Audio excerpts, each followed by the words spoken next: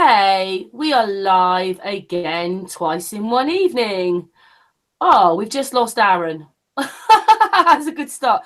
There is some strange things going on with the internet today. Everybody's lobbing off, coming back, lobbing off, coming back. But anyway, Aaron will be back in a moment. But we have so far, well, this is the panel tonight. We have Astral in Denmark. We have Levana from Hawaii. We have Marian and his wife from Canada. And we have artists from Germany. And there'll be Aaron from America when he comes back. Good evening. Evening. It's the 1st of February again, 2018.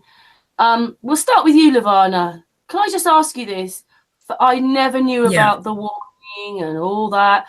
I didn't watch the news. No one really said very much on Facebook or YouTube. I never saw anything. And then when I saw that Hawaii had this message about an incoming missile, I thought I'd text you when I knew. Right. Did you get one? Right. Okay. So, you know, that whole thing, they're claiming it was somebody accidentally hitting a button, but I did some research into it. And in order to activate an alarm like that, it's actually like a 2-key system that would require 2 different people turning a key at the same time in order to activate something like that. So I truly believe that there's something underlying in all of that. I think it was kind of a psychological experiment just to see how the people would react. There was some talk on the internet about some people claiming that they believe there was an actual missile that was fired. I guess there was a tour boat where people said they reported seeing it's like a meteor explode in the sky or something right around the time that happened. So there's some talk about the possibility that there was actually a missile. It could have even been from an Israeli sub, or somebody else was saying possibly like a faction of the Chinese renegade military. So, I mean, it's, you know, I'm not too sure. I haven't looked into that any further to find out if those claims are actually true or not, but I can almost guarantee that that whole thing was definitely something was fishy about it. And if anything, I think it was, you know, it had to have been some kind of psychological experiment, just fear mongering, just, you know.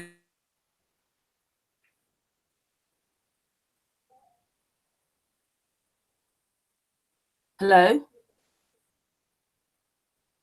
I thought it was me, but their sound is gone for a reason, yeah? Oh, not another one. I don't know what's happening since the last eclipse. The internet is getting worse and worse for some reason. We'll see. Oh, I hope it's just temporary. Just to fill in the blank for the moment. What I see is that the moon is very high up tonight. Very, very high. There's Aaron. Oh, there's Aaron. Aaron's back. Levana was in full speech telling us about what happened in Hawaii, and then she dropped out. Yeah, that's strange. Don't worry, the shoot will come. They had a perfect connection, and for some reason It was absolutely perfect. That was the best I've heard Levana in all the hangouts we've had. Right. I see what is often the case is that their picture freezes and then the whole thing freezes for some reason. Yeah, my Chrome was just it would keep on flashing, so I actually had to use a different browser because it just I don't know what's going on. Weird. Yeah, Aaron, this is also that basically after the last eclipse everything went better, worse and worse on the internet. For some reason, yeah. Oh, is she there? Is she coming back? I hope so. Because we lost Levana too? Yeah, she was on a roll. Just Levana. She was in full speech telling us about what happened in Hawaii with the messages, and then she dropped out. Yeah. Don't worry, guys, the truth will come back. It will come back. Yeah. Just give it time. Yeah. Indeed. She says stay tuned. She says stay tuned. Yeah, stay tuned. Yeah. Well, we can almost put a picture of like this. Stay tuned, everybody. Astral, are you still there? Who? Right. Well, Astral has been on and off all the time as well tonight. Well, Aaron, we'll go to you then. Yeah. Then it's Aaron's turn already. Faster than we expected, but go ahead.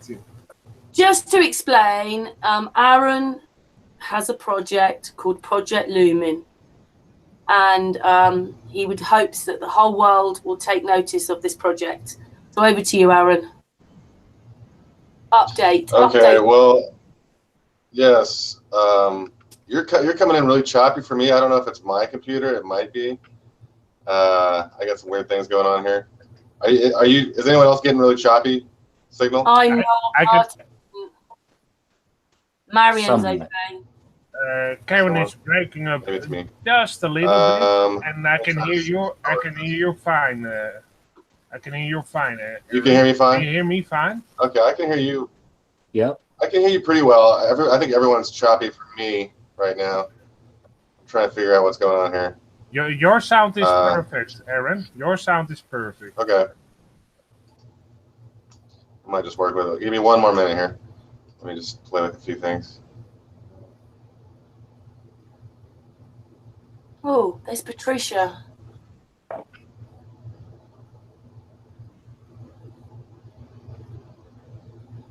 Right, there's a Levana gone. Levana's still gone? All right, well. Anyway, yeah, I think this moon. How about that moon? Eh? I don't know. I think there's something. This moon. Yeah, because I've been feeling, I think that's part of what I'm just kind of feeling some weird vibrational, it's almost like, I don't know, a few times in the last few days, I felt like I was on ayahuasca just because of just the energy that's just going on right now. And it's very intense. And it's just so much politically. It's very high up. Mm-hmm. It's almost at an 80. So, yeah, I mean, it's an that 80 degree angle at my point. That's very high up. 80-degree angle. Yeah. It's almost perfectly straight up. Almost. It's just on a slight angle. I've never seen the moon this high.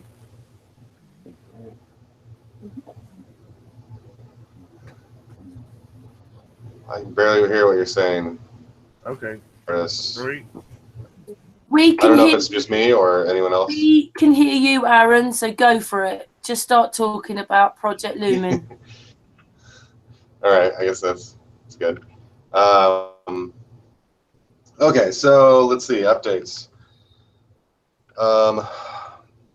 There's a lot going on, you know. There's a lot about to happen as far as just the projects I've been working with. And I would say as far as the world, even, there's just so much going on in all different walks of life and, you know, circles and sectors. And there's all these, I think, behind the scenes things going on with sort of warring, battling factions, consciousness, spiritually. It's the War of the Worlds scenario. And so I think there's just, you know, there's so much going on right now, energetically, but also as far as the people on Earth who have been, I would say, awakened to their mission and their purpose and their drive to help to implement a whole new world. That's what this is really all about. And so, you know, the idea of light technology, which is what Project Lumen is all about, is this. It's actually understanding how to work with the light-based source, the source of light itself, and be able to bring these kinds of realizations and technologies into the world, where essentially we're empowering ourselves to act in alignment with the whole collective. And that whole collective includes, you know, a lot more than just the Earth plane and the Earth realm. And there's, you know, sort of multidimensionally a lot going on right now in this very moment. And so I'm sure a lot of people are feeling that in whatever ways.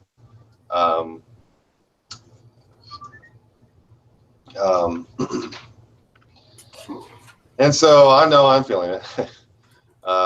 And I've been working with all these various projects and a few different people to basically help certain aspects of this. Communication, this technology. I mean, it's probably no coincidence that we're having such technical difficulties with Google and just technology in general, because I think, you know, the electromagnetic or magnetic fields around coming from the moon and this activity and who knows what is really just affecting everything, but it's also pushing us to like see what's going on and to make decisions and take actions that are reflective of this and are going to assist this overall process. The overall process being that humanity is awakening. Yay. And so essentially we're trying to, from our vantage point, facilitate this happening as much as we can. I mean, that's the thing. It's like, you know, not everyone's aware of this. Not everyone's tuned in to like what's going on at the subtle levels or various levels, and you might just be more focused on your immediate direct experiences, which is fine, because that's really here in this earth realm. We are learning, we are growing, we are figuring out how to become the creators and the all-powerful divine beings that we are, and through that we are, you know, that this is the awakening process. This has been the purpose of Earth for a long time, for all time, is to learn to awaken as the consciousness that we are. And so this process that's going on is actually a collective awakening. And so this is basically the ones who are more awake are going to be leading the way for the others to awaken. And so there's going to be kind of like what we've all gone through with Flat Earth and just the realizations and kind of understanding more and more what's going on, or at least the deceptions that have been going on. It's like, you know, we have each had to come to that and wake up in our own way. And then everyone else is going to have to go through that in a various, you know, everyone has their own path, but everyone's going to be going through that. They are going through that. They're just starting that journey. That's why so many in the world have been awakening to this flat earth reality, is because this awakening is happening. This is the push for us all to sort of see reality for what it is, not for what we believed it to be or imagined it to be, or what we were taught and indoctrinated that it was. And part of that is, yeah, okay, the earth is flat and motionless, but also we have been deceived, and there are deceivers. And these deceivers are like bullies. They've been bullying us, the whole collective, the whole society, for quite a long time. And now we're standing up to these bullies. And I see that a lot of what's going on politically, as far as the pedophilia rings being exposed, and the individual bad actors that are being exposed that have been involved in these practices. That's been going on. It's been increasing. There's a lot going on there that, you know, of course, doesn't make it to the mainstream media. And then there's a lot of things that are just happening that we can see. I would say divine intervention. There's various kind of like, even like the Fitbit thing. I don't know if you guys have heard about this, but this cracks me up. It was the fact that all these people have these Fitbits that just measure your, you know, activity. There's a site that's basically published all of this info. It published a map of the Fitbit activity for everyone around the world. It was like on a Mercator map, and then these bases down in Antarctica, they're like deep in Antarctica, and there's no kind of surface indicator from all the satellite imagery And so basically what this means is like we've uncovered secret bases that they have in Antarctica, which is supposed to be, you know, just UN treaty land, owned by these various countries, and everyone has their bases that we all know about. Like, there's no secret bases in Antarctica. You know, that's a conspiracy theory nonsense, right? But it turns out there are, and there's exclusive, like, irrefutable evidence that there are. And we found out through just like this little technology glitch, through this little like thing that just, it's kind of an accident, right? But was it? You know, and I say there was it not from the sense that, oh yeah, they wanted it to leak, but that it was sort of like planted in that way, because this is how I would say multidimensional assistance works. You know, they're not going to just come in and like land their motherships and be like, oh, here you go, here's free energy, and here's all the technology you guys need to fix all these problems. But they are going to interact, and they're going to interact through us. And this is that's an example of how they do it. And I'm an example of how they do it, because I've been working with this energy, this source, for quite a long time. And so, you know, what I'm doing with Project Lumen and Iron Coin and Zetetic Reality and various other initiatives is basically helping to manifest this energy in the physical realm. And so essentially this is the technology. The technology is manifesting the vision, the collective vision, and for me it's my individual vision, but I know that my individual vision is aligned and connected with the collective vision. And so I am myself tuning into that, along with many others who are tuning in various ways, and everyone has their own perspective of this path, or their mission, if you will. But at the same time, we all have a similar mission, and that is to bring this light to the world so that we essentially can expose the shadows and remove the shadows. We don't need shadows in this world. This can be a completely light-filled realm where it is just light technology manifest. We all know that we're eternal conscious beings that are one in unity and in the source, as well as individuations, each individual sparks of the divinity that are existing within this realm. And this is what we know deep down in our heart, and this is what we are experiencing. This is what we're coming to realize as a collective, to the point where, oh, let's just create the world as we desire it to be. You know, we don't need to pretend like we're slaves. We don't need to pretend like we don't have power over these bullies, because we do. We have the majority, first of all, and second of all, they are very weak. They're weaker and weaker by the day. They're getting exposed. They're exposing themselves. We just had the thing with NASA, with the ISS, where they just had a really bad, what would you call that? A glitch in their fakery. Basically, did an ISS live interview, and it just pixelated like crazy, and you could see that it was a green screen, and it was absolute, like, irrefutable evidence that it's a green screen. And again, another great example of just a little technology glitch, right? Oh yeah, that was an accident. Oh no, it wasn't an accident. We needed to see that. Now, granted, have people like noticed it and really woken up to it? No. It's happening though. It's happening. It's bubbling below the surface, and we're at the boiling point. Basically, we're steaming. Could I just say that Patricia's and also Levana's back. Patricia.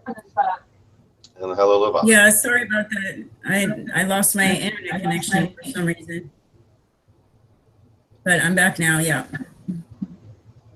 You lost your one.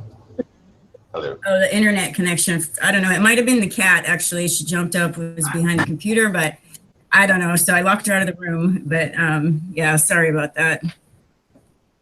That's okay, Levana. It's just one of those evenings this evening. Anyway, carry on, Aaron. Right.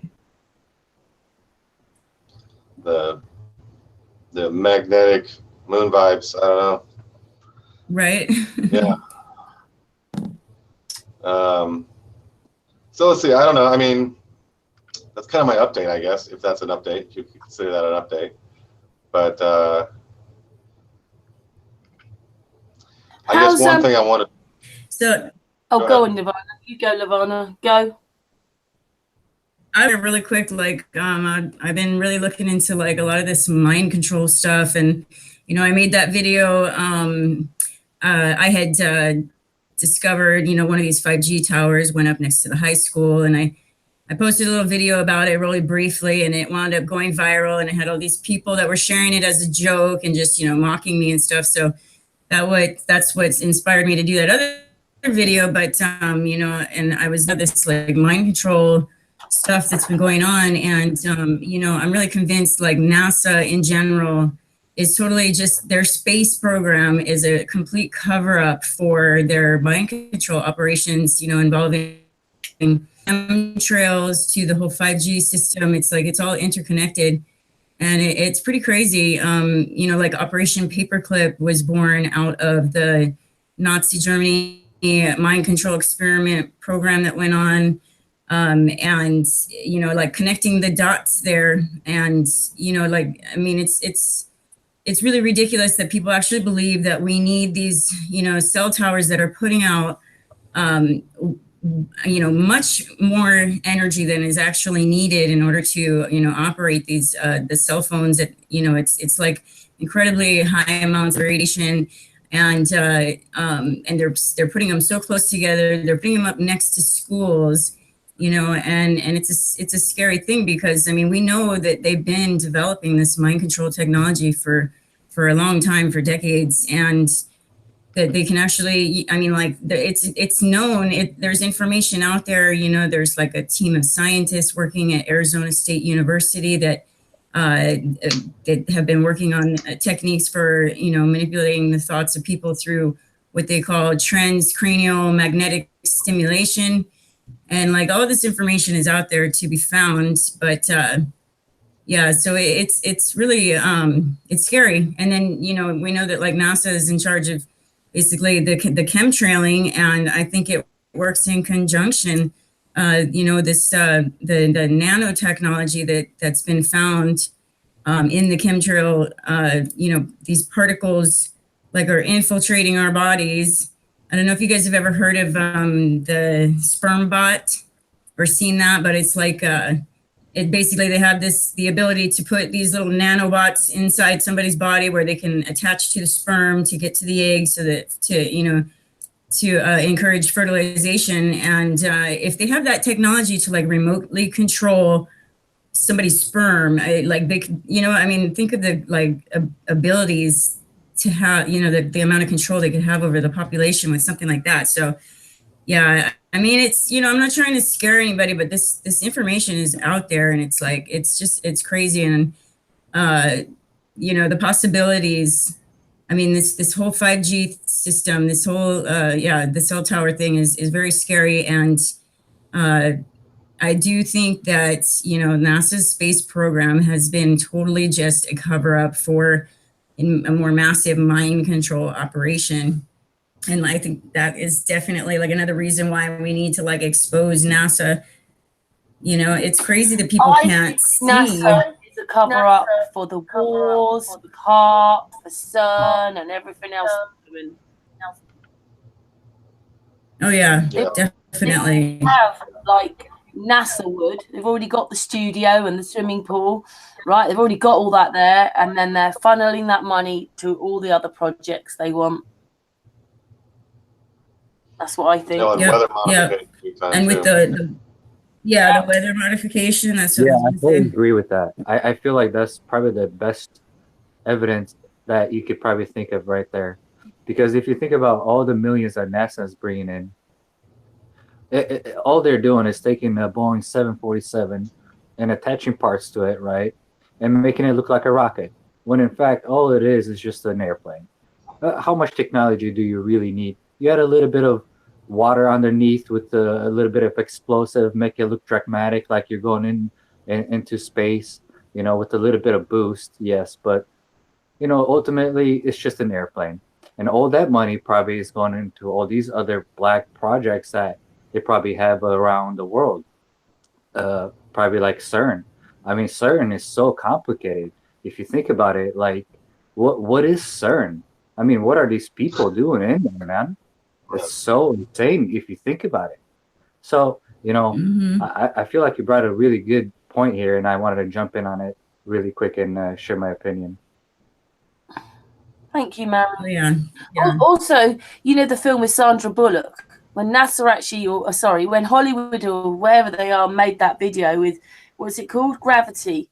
That looked much better than the pictures they were showing us of what was supposed to be reality. I mean, myself, I've put videos out with paused astronauts.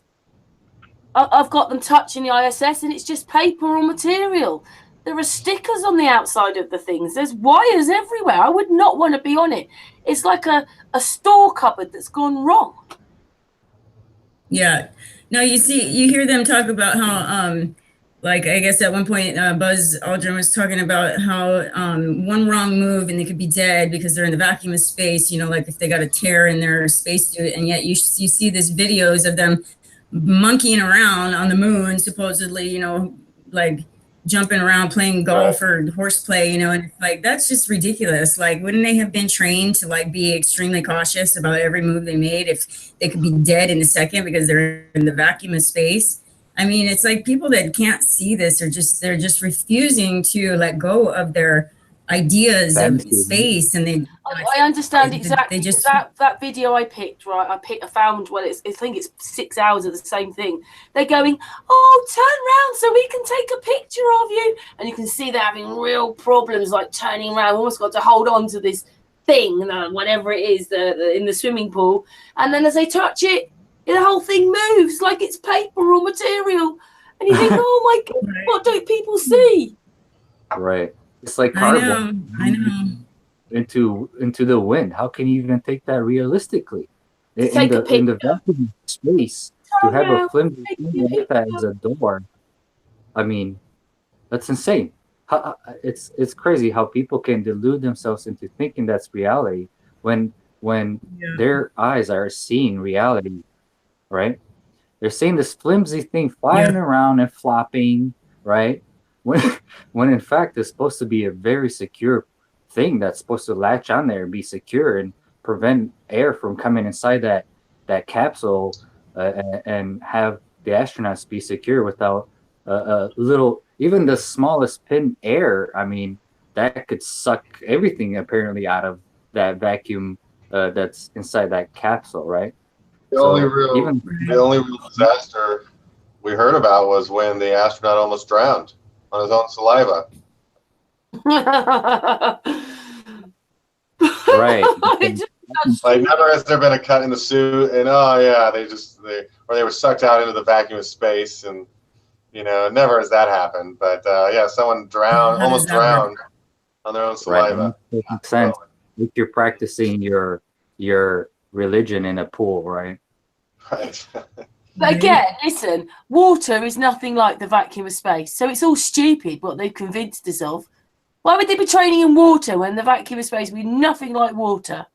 Right. I think it's funny. I think that's their way of it's their way of saying this is their thing. The Freemasons have to tell the truth. I think some of you know that. Tell you the truth through a lie. So they say, oh, space is like water. It's the closest thing to it, right? Well, it is like water because we practice. Well, first of all, I think they know that there's water above us. Anyways, I believe that. And then they practice that because, they say that and they practice it because they show that in real time through the practices that they do in these Olympic-sized pools that they do their training in, right? They only do training there. I see it the other way around. I see that if that's the best they can do 60 years on is in a swimming pool, doesn't that just show you? No, I think they've developed their technology and you can actually kind of see it. I don't know how they do it now. I mean, some of it is CGI. The best one when you mentioned the astronauts and all that. The best one I want to say is the one where the lady's talking to children and all of a sudden, like a puppet, like appears on her right side, and it just appears right. there, and she starts playing with it, and it's like it's normal, and it looks so real. Like you would think that would be a regular object if you didn't Yeah, I cut that if one you out on a didn't know. video. And I it use looks so real. She's playing with it, and it's normal. Okay, you're not supposed to think about it. Just take it. You know, I made an object appear out of nowhere, and it looks really real, and I'm now playing with it. Just go with it. You know what I mean? That's Yeah, how indoctrinated people are. Yeah, it's easy to fool the people when, yeah, I mean, the eyes only see what the mind believes. So they take over the mind first, and it's not easy. I mean, then it becomes easy to fool people into believing what they're seeing is real, you know? It's definitely I think a war for the minds of the people. that's what it is. And if you don't want to wake up, I think you won't wake up. It's like going to a psychologist, and it's like being pushed to go to a psychologist when you say, well, I don't really feel like there's anything wrong with me, right? But other people say there's something wrong with you, you should really go. And you go only because those people want you to go, and you go to satisfy their thought of you going there. But while you're in that session, everything that the psychologist is explaining to you, even though he has the best intentions for you, you think you know better, right? So you deny all information that will help you out and say, no, this experienced psychologist, not to say that psychologists are anything but you know, people just like us, you know, but it's an example. Mhm. You know, Yeah. if you have this person in your life that's going to give you all this really good information to help you live your life in a good way. I don't know I don't know what good way means, but it's a person that can help you through a transition, right? But that person says, no, I know better, and I don't need your help. That's what it is to be Yeah. indoctrinated, right? You see the truth, but Right. you Well, flat right. out Like, because you don't want to see it until you want to see it. It's weird, man. yeah, like they I don't say, know if the you ever really greatest want to. the greatest obstacle to discovery is the illusion of knowledge, right? Yeah. Mm-hmm. Yeah, the indoctrination. And then on My top of view of that, that is, too, if they've got to go that far to lie to the people, and it's all a lie, and it's not real, and it's CGI and the whole thing, and then they're lying to the people, and they're making the people believe a reality that doesn't exist. So what does that tell you? That's treason. Mhm. To do that to the Yeah. people, make them believe that we can go to space, and that children will fall in love with spacemen and astronauts and rockets, and none of it exists. I mean, how could Yeah. you do that to the people? And then think about the Complete educational system. What does that mean about the people who wasted their lives studying these things that are Don't not exist. real? I mean, so it's yeah, and that's, pandemic. It's all, but no, go Go on, ahead. Aaron, you go. Sorry, Levana. Hang on, Levana. Go on, Aaron. I was gonna say it's pandemic in the sense that like it's much bigger than just NASA or that we've been lied to about certain things.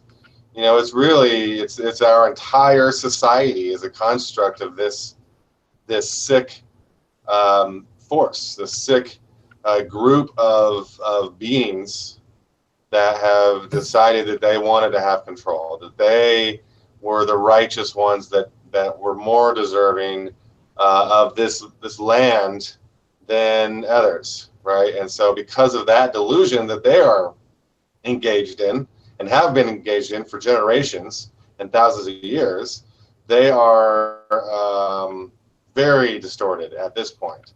And we're seeing that manifest in all kinds of ways. And then we're also seeing how through the indoctrination system, all the whole entire educational system, and then professionally, pretty much all various walks of science and education that are practicing. You know, you're your entire life is based on a lie, on a bunch of lies, a bunch of deceptions. And so, of course, they don't want to admit that. Of course, people in the mainstream don't want to just like admit that. And I think most of us, you know, we didn't make it all the way through college, or we just found other things where we didn't get sucked into the academic world. We didn't get sucked into the professional world enough that we were like, our ego is based on some of these things that we were taught, or that we went to school for, 20 years just to become a doctor. Well, then you're going to be much less inclined to look at the alternative, that your life is based on a lie. But now it's coming out more, and it's coming out like exponentially more. And so that's sort of a good thing, but it's also going to make for very intense times. I think the people are starting to realize that the politicians they're crooks, they're disturbed, they're criminals in various ways, and that's starting to come out. It's still not making it to the mainstream, but then it's coming out more and more that the mainstream media is completely controlled, completely biased. I've even heard that there's all kinds of false info that's being fed to various mainstream channels just to discredit them, essentially, because they'll just take anything at this point. So they'll take any story, put it up as mainstream news, and because they're putting out so much false information, it's discrediting all these various channels that are doing that, and that's exposing the liars, basically. But at the same time, who's going to expose NASA? I mean, no one really feels as adamantly against NASA as us flat earthers, right? So I think that's kind of our wheelhouse, because even we can't expect let's just say hypothetically that Trump is he's trying to drain the swamp, he's trying to make things better. Let's just say, right? But he's not going to challenge NASA. I mean, I just heard that he might be giving them $19 billion to go to Mars. Yeah, no thanks. That's not acceptable when we know what we know, when we can see the real the criminals that NASA, like the organization, is in general. It's there's so much evidence. It's really just a matter of who's going to stand up to the bully, because the bully's just, he's been beating everyone up, and everyone's seen that he's beating everyone up. Or maybe some people are just now completely, they'll look the other way, ignorance. But the reality is that, okay, let's see here. Chemtrails, HARP, both violations of the Geneva Treaty. And then we got they're generating using their cloud machine at high capacity during the hurricanes, miles from the hurricanes. Okay, yeah, we have that on tape. We have evidence of that. Even what was the one thing with the eclipse, the solar eclipse? They produced a video that was obviously fake, but it was claimed to be real, from the Epic, showing the shadow on the Earth, which is measurably compared to every other. If you was a balloon shot or a plane shot looking down at the Earth, you see the shadow. Yeah, I don't even know if it was 70 miles. They say it was 70 miles wide. I don't even know if it was 70 miles. But then they show on this fake footage from the Epic probe, that this thing is the shadow is 1,000 miles wide at least.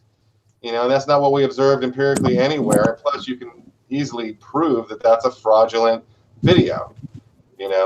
And then all this evidence of green screen and the ISS. I mean, these are all if we look at this as a court case, yeah, this is an easy case. We have a very easy case against NASA. Now we can't quite look at it as a court case because, it's what court would we take it to that NASA doesn't already own, in a way. So what we need to do, I think, is form more of a active initiative here. People versus NASA. We put together the case and we present it to the people, and we enable people to be able to contribute to these initiatives, to be able to use their dollars as their vote, because with these dollars we can take this to higher and higher levels. We can take it to the Supreme Court. It's just not going to be cheap. And so like we might not want to try to go that route instead, but there might be some millionaires out there who just really want to see NASA go down too. That would be willing to contribute to this initiative. And so, it really comes down to people, isn't it, Aaron? It's shame that it's not the people's thing, and then they'd be able to help us prove what we live on rather than waste. Well, you imagine if you close NASA down, it would feed the world. You could do so many things with it. Mm-hmm. Yeah, 19 billion to go to Mars. No, let's use that for world hunger. 20 billion a year for NASA for how many years? How many trillions of dollars have been put into space programs collectively across the world? I don't care whether, I mean, it's like we shouldn't care whether like, oh, they're going to be upset if we come at them.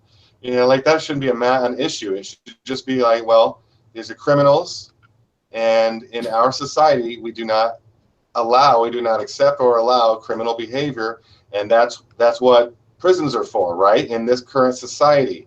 So let's get these people in prison that deserve to be there, and let's expose these frauds, because the reality is too, I mean, unfortunately, yeah, we are going to take some jobs from a lot of these people that have been working in NASA that are innocent in a way. They didn't necessarily know that it was all a giant hoax, and they thought that we were really shooting rockets into space. It's unfortunate. I'm sure we'll find other work elsewhere on the flat Earth. So that's the way things go sometimes, but it's rightfully so, because you don't want to be working for an evil organization either.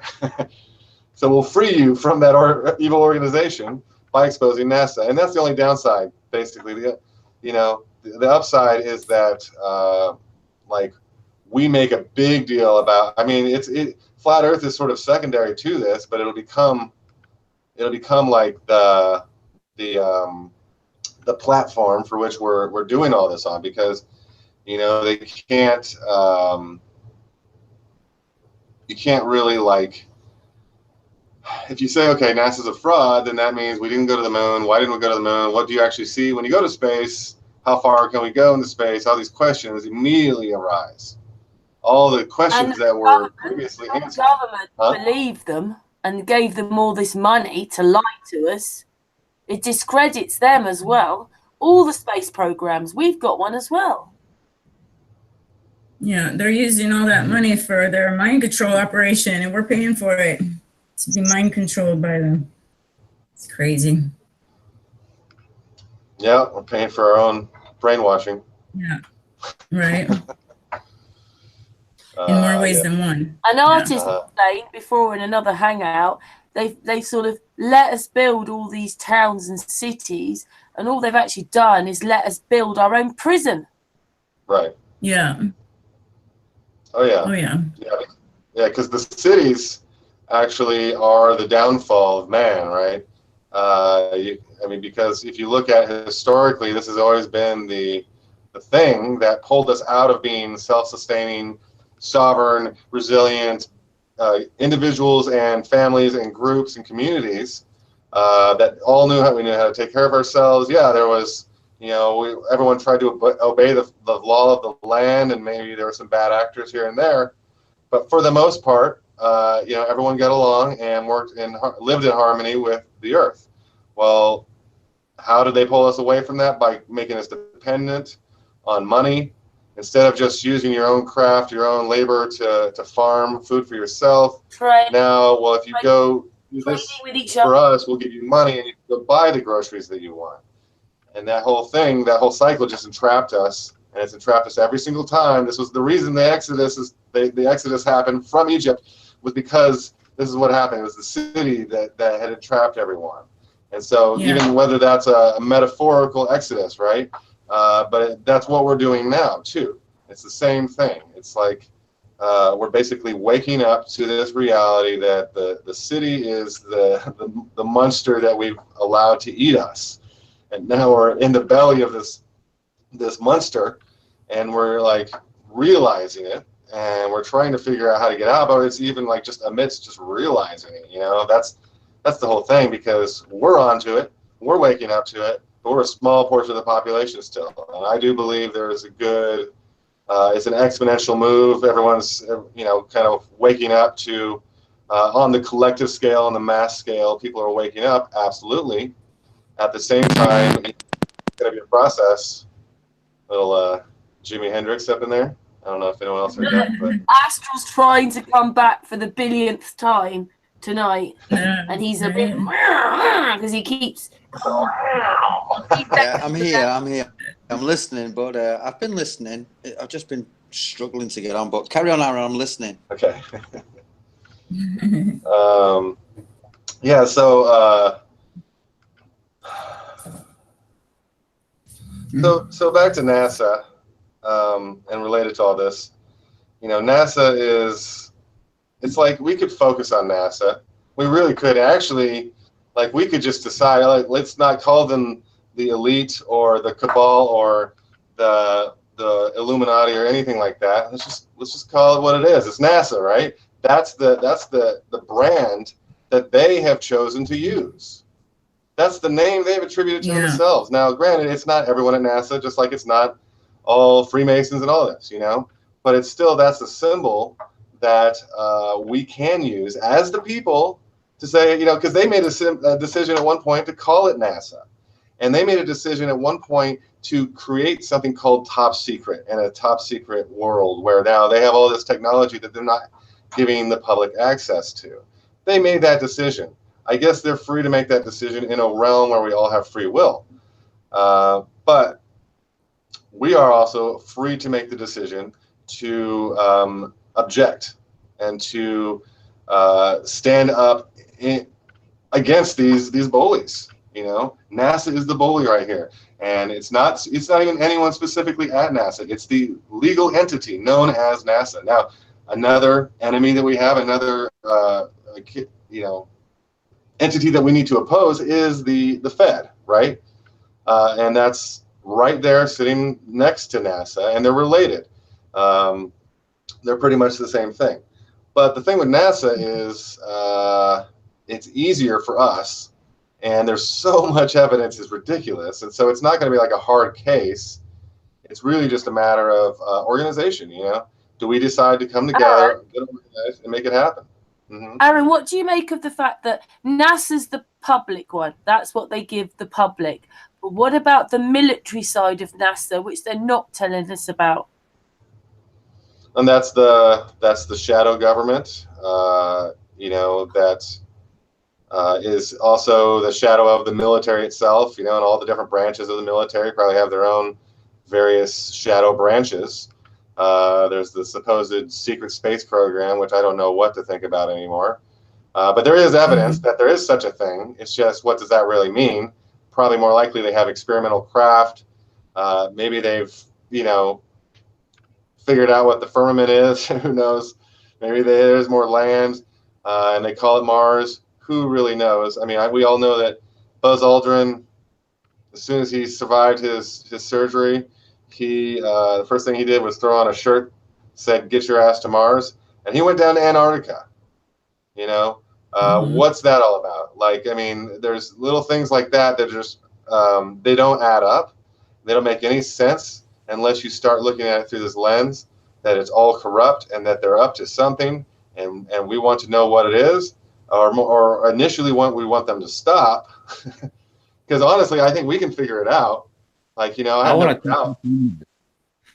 touch on that because without any evidence, which sounds kind of stupid, I'm sorry, but the spirit spoke to me and it said, I've watched all this evidence of these rockets taking off at an angle, right?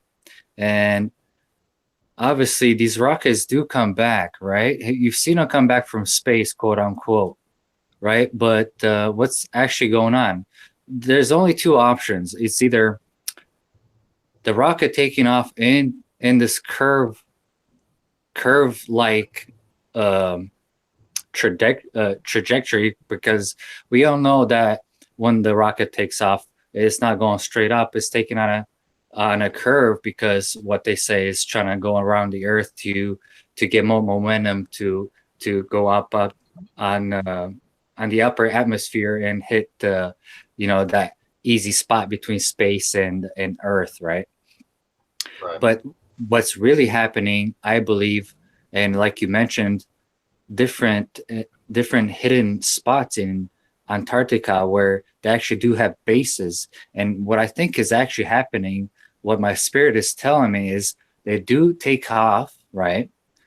And they go up to the edge of the Antarctic, land in some secret base they have, land their ship there, they drink their tea, they have their biscuits, hang out, make fun of us. Hey, that was good, right, man? That was cool. Yeah, that looked pretty cool, right? That looked believable, man. We were going in space, right?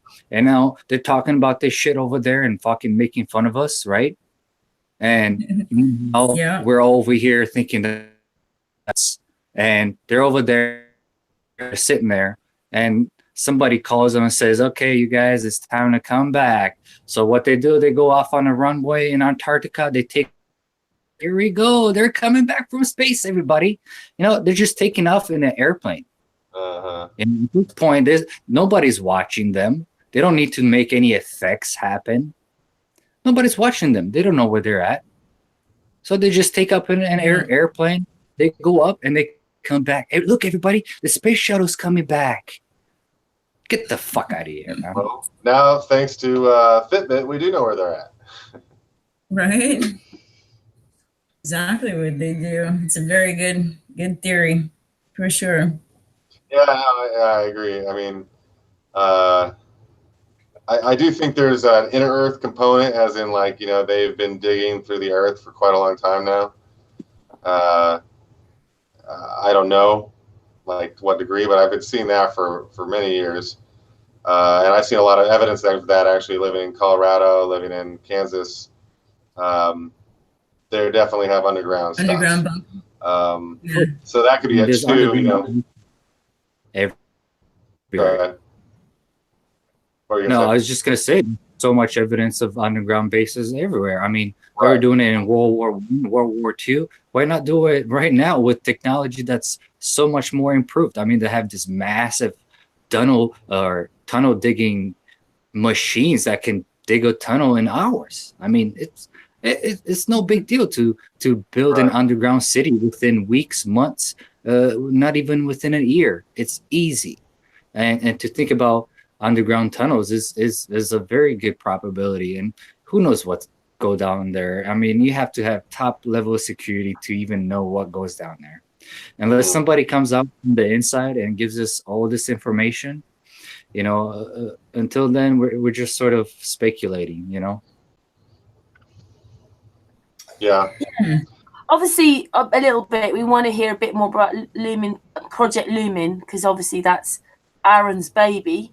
But Levana, but just before you went off, you were explaining about Hawaii and Tex, and then you just disappeared. Do you want to tell us a bit more? Because obviously, it's not very often you're going to speak to someone that had a message saying a nuclear missile was coming in. Yeah. Right. I was. Yeah.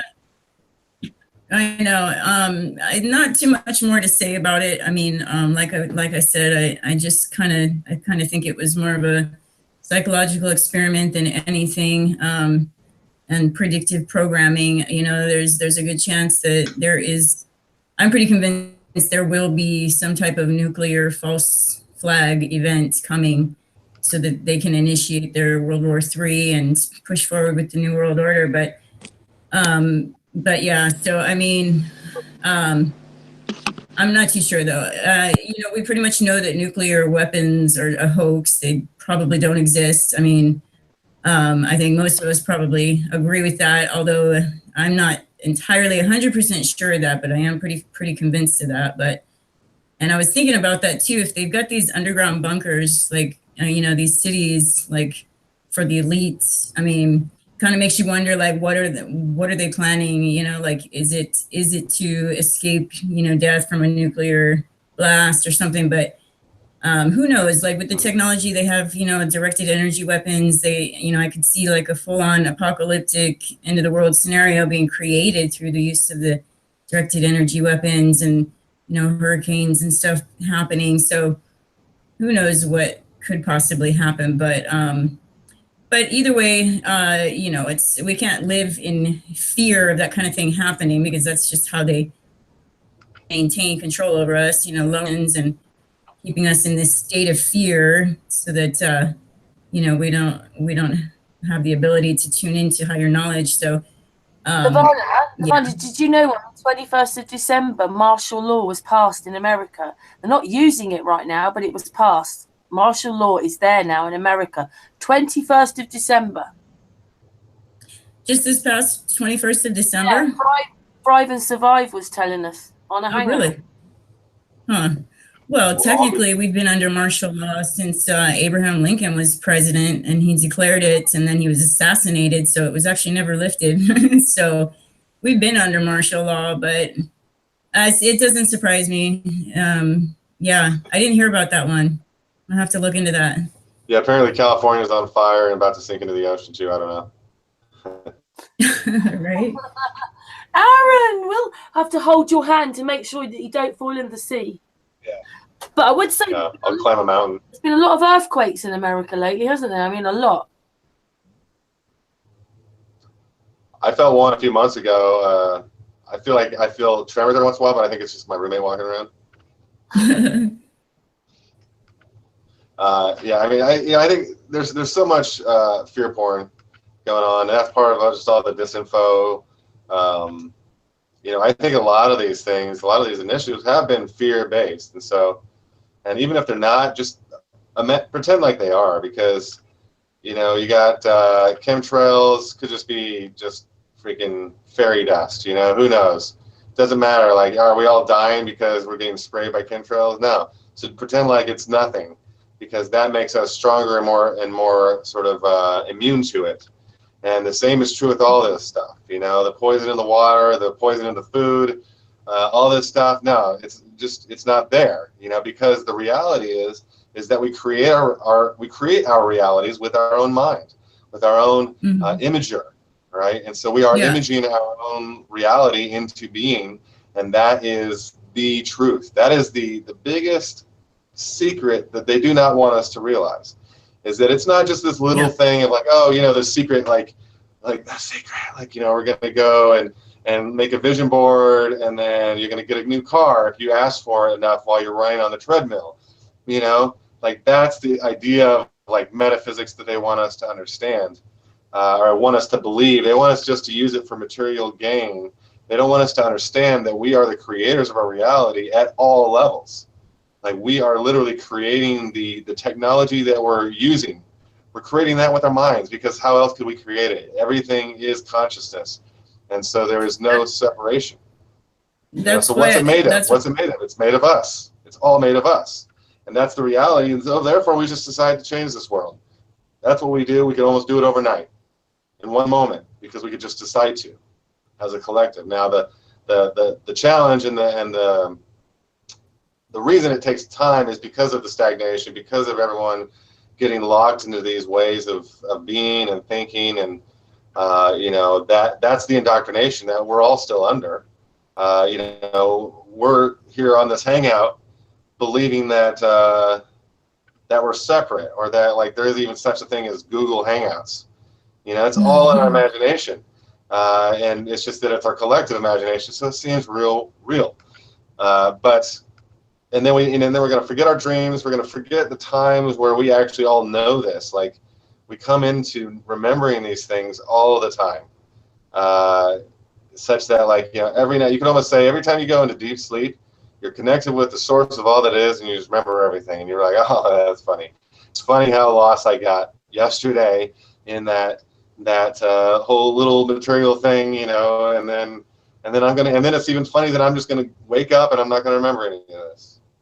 You know, and that's what we've been doing every single night, and we don't necessarily know it. And that's what deep sleep is.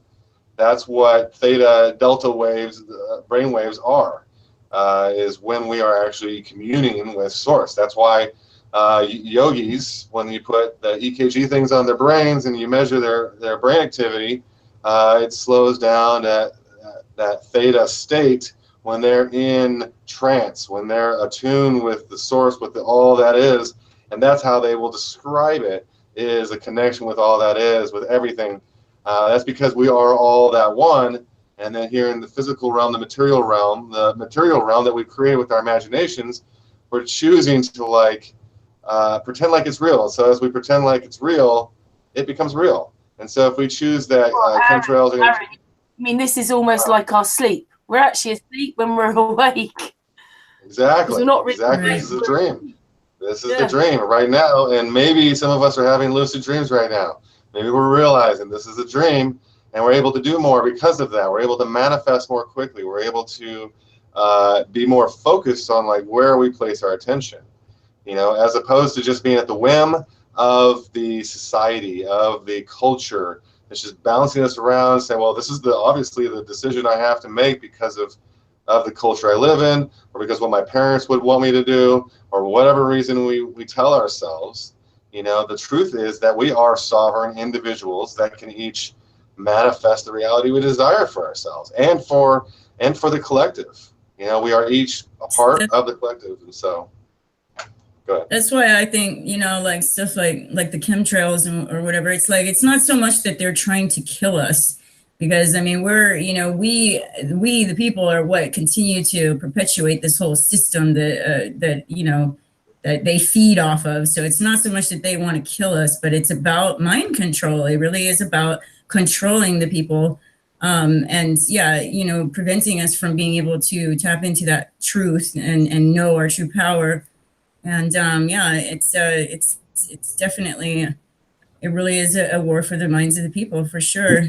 And they play on our basic human need for love and belonging, and like the reason why a lot of people can't or won't admit that these things are happening is because they've been programmed to stick with the status quo, maintain the beliefs of the majority. Otherwise they're going to be labeled, and it's they're playing on our emotions and our ego and our need for love and belonging.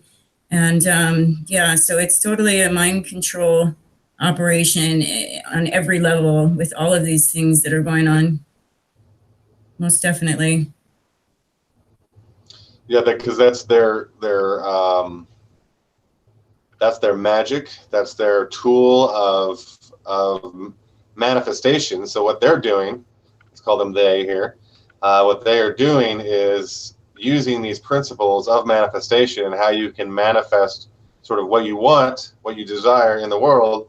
And what are they using it to manifest? They're using it to manifest a slave world where they are the slave owners. And so that's why we have what we have. Here we go. Here's NASA. Here's all the corrupt politics. Here's the money system, the Fed. All of that is a natural result of this group in secret deciding that they're going to just enslave the rest of everyone else. And they probably kind of thought of it as a dare at first, and then it became more and more serious. I'm sure many have lost their lives, and much horrific things have happened in this process because of this. And it's our duty as we discover it to expose it. It's not really an option, actually, for like us as spiritual beings. We can't just know this information and not expose it, not reveal it, not talk about it, not and we don't have to go head to head with NASA, but we do have to talk about it. We do have to bring it out more and more into the light, because I don't think we would be content if we didn't. First of all, I don't think we'd be, we'd have a sort of a void within our heart, if we didn't really reveal these things and just kind of speak what it is that our heart is trying to say. And we all know that, all the truth seekers know this to be the truth, because we've felt that, and that's what brings us here. That's why we come onto these hangouts and in these discussions and have been meeting up and talking about these things, is because that's what our heart is pushing us and driving us to do. And more and more and more and more, that's going to be the case with the collective. And so our position really, and this is a big part of Project Lumen too, that's a huge part of Project Lumen, is just let's create a culture, sort of a subculture, that fosters this truth, that helps to facilitate like sort of a rehabilitation as people wake up to these truths that are not easy. Taking the red pill is, you're gonna puke, right? It's going to be traumatic. It's going to be you're going to be angry. You're going to be sad. You're going to go through all this whole series of emotions, and it's going to take years for us to really heal from this at an individual level, and then the collective is going to take decades, for us to heal. But we will, because we're going to take the baby steps necessary, and that's what we're already doing.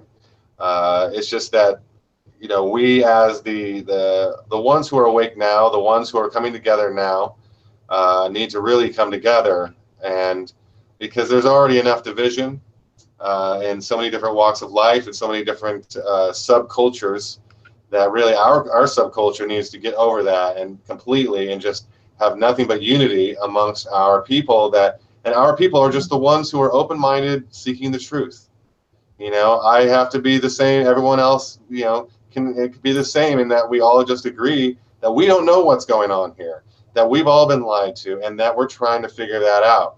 Some of us have various areas of expertise and various things that we've researched more than others. Let's hear those people out.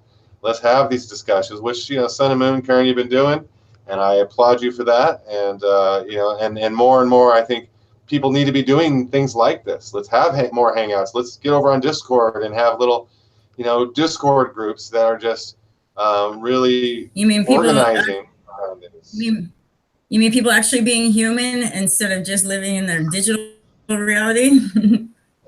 Face-to-face human interaction? My question is, though, like, I see that vision, and I see us all uniting, and I see us all sort of waking up little by little, all individuals seeing the light through their own moments in time, and we sort of wake up. How many do wake up, though? How many of us are gonna wake up in this world of billions of people? How many of us do you think are gonna wake up and actually make that difference and affect the elite, quote unquote, whoever these people are that are pulling the strings on this society and this world? How many people do you think will take in order for us to wake up and say, we live in a flat society, we see the truth, you can no longer lie to us? Is it about finding out that the earth is flat, or is it finding out about the fact that politicians are corrupt and presidents will lie to you, and lie after lie will be said to you in order for you to keep you intent, and in order for you to keep you there without questioning anything? And how many people would it take, how many years would it take in order for this movement to take place and have this world wake up? Because, if you look at the real picture, us flat earthers are the worm that gets pushed on this big boot, which is called the world, the earth. You see, we feel like we have so much power inside of us, and it's true. But where does that power come from, right? We know that we have a power that is very powerful, but we don't know how to grab a hold of that. We don't know how to handle it quite right. Do you see? Us people need to realize something. I don't know what it is. And when we realize this, are we able to make a difference? How many of us are going to unite and say, enough is enough? We no longer stand for this. We will spread the truth, and we want everybody to unite with us and see this, because this is the truth, man. You need to see it for what it is. Open your eyes and see it. Water's flat. I'm sorry. Gravity is not real, man. How many people do you need to wake up in order to make that effective change? I think because it is the ultimate truth, and it is reverberating, throughout the collective consciousness, and more people are waking up to it. It's going to get to we will reach, that critical mass where it's not going to take every single person, but once we reach that point where there is enough of us that know it's just going to, shift the entire paradigm for all of us because of the fact that we are, all interconnected in our thoughts and spiritually. And it's only a matter of time when the truth, once it's become known to some, eventually will become known to many. But that's a good question. I mean, how long is it going to take, and what is it really going to take for people to see it? Is it the flat Earth truth that opens everybody's eyes to the other truths, or is it the other way around? But they go hand in hand, and I think I'm hopeful it's only a matter of time, and that if people actually are coming together, speaking about it, face to face, joining together in this this push to awaken masses, regardless of what the consequences might be, regardless of all of the hate, the insults, the opposition that we face, that's the only way is being steadfast in it.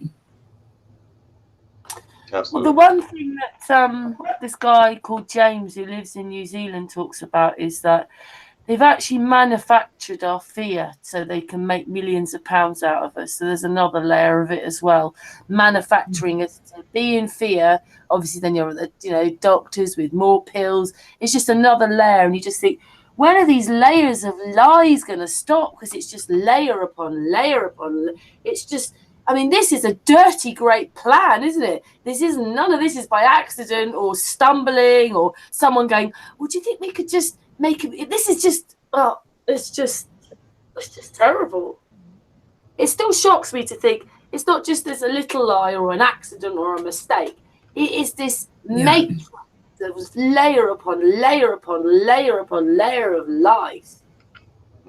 Yeah. The roots of deception are spread far and wide, for sure. So that makes me think that we're in some kind of communism. We just don't realize it. I mean, a lot of people just don't realize it. We're not free. You've got to spend all your time lying to people so you can direct them somewhere else, direct them to the television, make them buy all the goods, make them watch the fake wars, believe that all these countries are fighting and the people are fighting. The people are not fighting. You're going to get pockets, but then do you blame them trying to get us out when we're invading their countries? Are you surprised some of them are fighting? But generally, the people are not fighting, and all they've done is turn all of us, not just one color, one religion, they've turned us all against each other. It's part of their game, and it's disgusting. Divide and conquer. Yeah. And the other thing that most people don't is that they think the new world order is coming. It's been here for a long time already. Sorry, that was. I'll get down. I'll sit back now. It's very. I mean, and this is all we're all charged here because this is like sort of the heart of what we've been up against, right? And we've all been up against this force, this wall, this barrier that is whenever someone speaks up about the truth, represents the truth, you will get a lot of resistance. And we knew that. We knew that going in to whatever degree, and now we really know that. And that's just a part of it because that's part of their control mechanism is to make it alien and foreign and unknown, and you're an outsider because you're speaking the things you're doing. Like, flat earthers are idiots. Why are they idiots?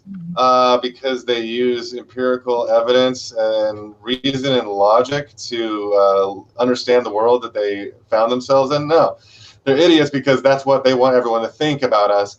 First, indoctrinated blanket thought is just that, oh, you're a flat earther, you must be an idiot.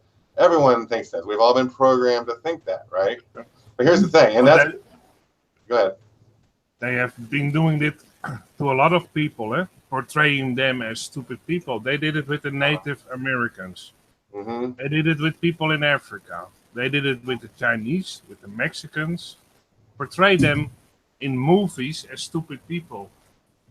Who talk stupid, who do stupid things, who wear the stupid sidekick in movies, or evil and stupid people, Native Americans. But it's turned around a bit. You know what? In other countries, artists, it's going to be like stupid English, the stupid Irish, the stupid Welsh, the stupid Scottish. It's done to all of us. It's everywhere. Even here in Germany, you had that wall. It was a division between East and West. The East Germans are still seen by a lot of people as stupid, dumb people of a lesser class. Mm-hmm. So it's still, it's going away a little bit because we have now Merkel in charge, and she was from East Germany. So now it's changing a little bit, but it's still there, and that's what they always do: is divide everybody, portray a certain group as stupid or a certain group as aggressive or evil or whatever, just to set up the people against each other. I know back in the day when I was a vegetarian in the 80s, people laughed at me.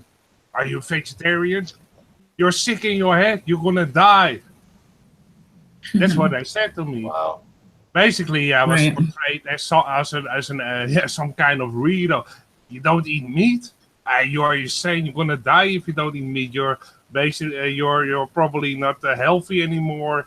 And that sort of strange thing. That turned around also because there are now more vegan products in the supermarket. But back in the day, you were lucky if a supermarket had any vegan products at all. So it's also with the Flat Earth community. First, you're portrayed as stupid and all kinds of things they portray us as. But it's also shifting a little bit. I can see that a lot of people, when you talk about it, they're a little bit more open to it. If you present it in the right way. And don't say, oh, the Earth is flat, all of a sudden. No. You have to slide it in a little bit. First, talk about the government and what they are doing. Then talk about other stuff. And then see how they react to it. And then talk about the flat. But I see more people are thinking about it and say, oh, well, that makes sense. Indeed. What it doesn't ban. Indeed. If you fly from Detroit to London and you fly from London to Detroit, it's the same flight time. With the Earth spinning at 1,000 miles an hour. That doesn't really make sense. Yeah. And that sort of thing. Put just those small seeds, and then they think, indeed, that's straight. And then they're going to research sometimes themselves. You speak to them after a certain amount of time again. And they say, yeah, I researched indeed those flight times. That's how strange that the Earth is rotating that fast.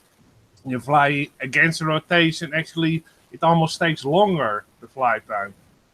And then they start asking some questions, and they did sometimes already some research. So I can see there's, just with when you were a vegetarian in the 80s, you were first portrayed as stupid, as strange, or you were not eating healthy. It shifted to that more people say, oh, the vegan lifestyle is indeed healthy. There's a lot of benefits. It's also shifting a little bit, beginning to shift a little bit with when you say you're a flat earther. So I'm looking that's what, for brighter future because I see the same shift happening. So that's a good thing. Yeah. Can I just say can I just say very quickly that we've got someone else on the Hangout? It's Flat Earth Unity. Hello, Flat Earth Unity. Hello. They're muted. Hello. Yeah, How's it going, family from the other side of the pond? How are y'all doing? I appreciate it, and it's a pleasure to meet each and every one of y'all. My name is Josh. I'm in California. I call myself Flat Earth Unity. Excuse me, Karen, what were you saying? So sorry, my darling. I was just going to say Aaron is from California. If I just say who's on the Hangout, and then Levana was just going to say something, and then you'll have to chime in when you get a chance. Artist from Germany, Aaron from California, you're from California. We've got Marian and his wife from Canada. And we've got Patricia, hello. UK, and we've got Levana, Hawaii, and of course I'm the UK. If you got that. On to you, Levana. Yeah, Levana.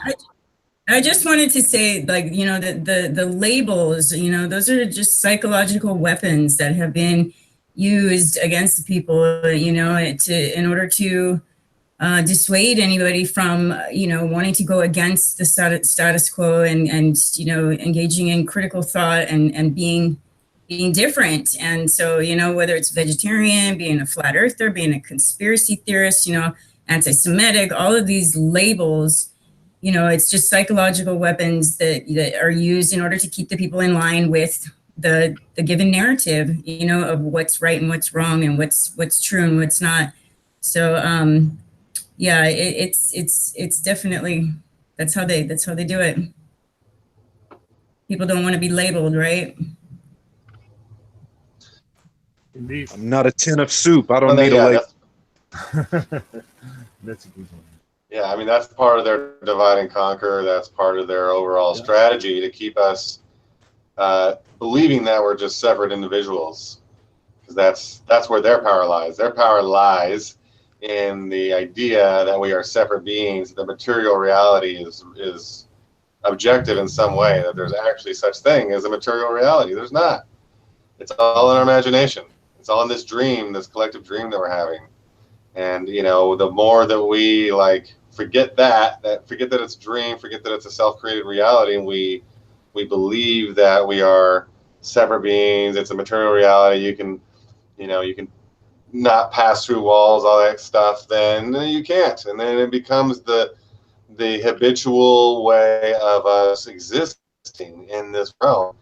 And you find out when you leave the realm that, oh shit, I could have done all this other stuff if I had known. But you don't know, and that's the whole game to this. And there's a game to this, and that's why we come here, is for the game. It's like a vacation. But at the same time, it's becoming, the vacation spot isn't quite as nice as it used to be, and so we want to bring it back. Heaven on earth is the vacation spot that we used to. Now it's kind of hell on earth. And so, and the reason being just because there were those that came along and they manipulated it, and they took the control. They didn't ask for control. They didn't ask, our opinion on what they thought about them being our rulers. No, they just took that. Of course they would. They wouldn't ask us. It wouldn't work if they asked us. And so, that this is all, again, it's like culminating from that original, that's the original sin, if you will, the original decision to have power over others. And then, Marian, you were asking about how long this is really going to take. And I'm very optimistic, very hopeful that actually this is going to happen much faster than anyone realizes, because first of all, it's exponential. It's things are moving, things are speeding up as we go along. They're not just moving the same speed they were 20 years ago. And so for that reason, we're going to see change and progression much faster than we have even last year. And so we're going to see more and more people this year come onto the flat earth, just because it's that exponential progression. Yeah. At the same time, time doesn't exist. So it's really up to our own desire for how quickly we want to open up to this thing. I know we are kind of more chomping at the bit in general, but be careful what you ask for, because this whole transition is much more, it's much more revelatory than we can currently really comprehend with our human brains. And so it's going to be. I got a question. So let's say, for example, we do go through and this thing does happen. What do you think is the next step to what's going to happen next? I think it's going to become sort of and it's up to us, Project first of all. Lumen. Well, Project right, Lumen. Yeah. Project Lumen is absolutely it's already there. It's like I'm just leading that army, if you will. But at the same time, it's there for us all to tap into. This is the vision that we're all plugging into. So it's about what we all collectively choose to do. It's about what I individually choose to do and others individually choose to do. And a lot of it just has to do with how much we want to get in line with our mission, with our purpose, the purpose that we came here to do. We didn't just come to Earth, we weren't born onto Earth for the purpose of enjoying the fruits of Earth. Not this time. We weren't. We weren't here. We didn't come here to become material, to get lost in the material, to go to school. We came here to learn, to awaken, and then awaken others. That's why we came here. That's the sole purpose of why we all came here. And actually, the great majority of everyone here is sort of here for that purpose. It's just that only a certain subset of beings are awake enough in general. We're already awake enough. We came here already pretty awake because we have not been here for as long in a certain way. Like we have been awake, you know, and then we decided, okay, let's go to sleep to help this situation out. And so that's why we're more prone to becoming awake here. Huh? Right. I understand. We're sort of getting awake. I don't know if you believe we were awake once and now we're slowly awaken again. But what I want to ask you is, once everybody is awake, no matter how long that takes, say it takes 100 years. Say once everybody's awake and knows what they're doing and sort of realizes, okay, we live here and this is our job, and we learn as much as we can. And during this procedure, what exactly are you learning, right? As you live awake all together, say the awakening did happen on the whole earth. No matter how long it took, right? Hundreds, 10 years, 20, 30, 100, 200, 500 years. No matter how long it took to wake the humanity up, right? Once humanity is awake, what's going to happen then? Is humanity going to say, we are awake and we acknowledge our awakeness because of ... Who knows how you acknowledge your awakeness, right? Who determines when you're awake? Is it you as an individual, or is it you as a spiritual? Which, in fact, saying you as a spiritual would mean that you are in a spirit. So to determine that you are seeing this from the proper perspective, you as a flesh will have to sort of have this imagination and perception of what it would be like to live in the spirit. But not only that, going back to living as, going back to civilization, living all awake. Everybody's awake. Now imagine this civilization. What is the next step from there? Well, we're all awake. We realize there's a dome over us, or if you believe in cheese, in the cheese Earth, which is there's a hole here, a sun here, and a moon surrounding it. You go further out into the edge of the Antarctic, and there's another land there. Well, if you want to go that way, how far does it go? In that cheese, in that hole, is there going to be a sun and a moon in that hole? So if there's a cheese sort of universe, or whatever you want to call it, a flat plane that has holes in all different spots with land on it, okay, with different suns and different moons in all parts of it, right? Because there's more land. This is, I feel like this is the Flat Society's perspective on what it looks like, right? The land keeps going, right? There's no dome over it. Most of them think that. Some of us think that. I don't know. But if you think about that concept, how far is this cheese going to go? How many universes or how many Earths are you going to have in this cheese, and how long does it go? Right? So or is it just one flat plane with one dome over it, with one society inside of it, with one true ruler who created it, right? So what we want to think about is how much of our fantasies do you want to take out and say it's a limitless, which in fact would pretty much say the universe. if you believe in the cheese Earth with different spots of patches of Earth on there, you're practically believing in the infinite universe, because how far does this cheese go?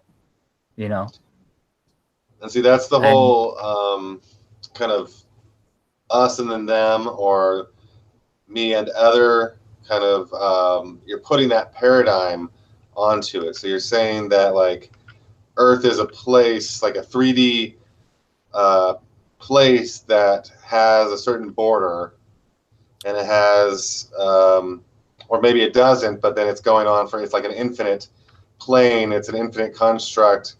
And you're kind of asking these questions, and it's understandable. I mean, we all go through this, and what I'm saying is that it's none of that, because it's all a construct of the consciousness, and so we are like we're all in the same place. There's no other worlds. Not only are there no other worlds, there's no other people. Like, we're all standing in the same sort of geographic location. right. That just happens to be Earth, and it seems like we're separated, but we're not really separated. That's the illusion. See? And so, and separate ourselves through our own separation. We create our own bubbles to separate ourselves from different individuals. That's the only separation there. It's in our mind. I think that all of us who are here, and many of the people that come on, not everybody, but many of us, are all very sensitive people. And we were sensitive as children, and it's not gone since we were children. That's why we're here. I agree with that. I agree with that 100%. Absolutely. And that sensitivity is a sign of our spiritual enhancement, or our advanced spiritual development. Most of us came to Earth with that already, with that these basic understandings. And so then to answer the question of like, what's it going to look like? And again, still, how long is it going to take? We have the ability right now in this very moment to awaken.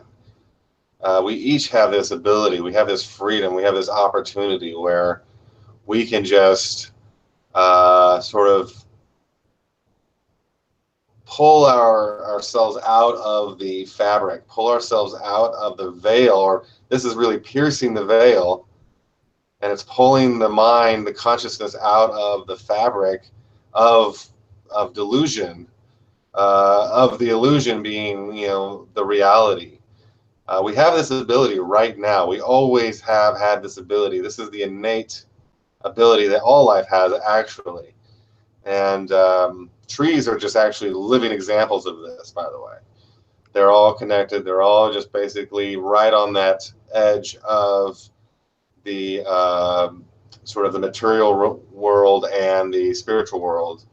And they are interfacing. So that's why trees are memory keepers, and that's why they are, you can get grounded, and you can really learn a lot from trees spiritually.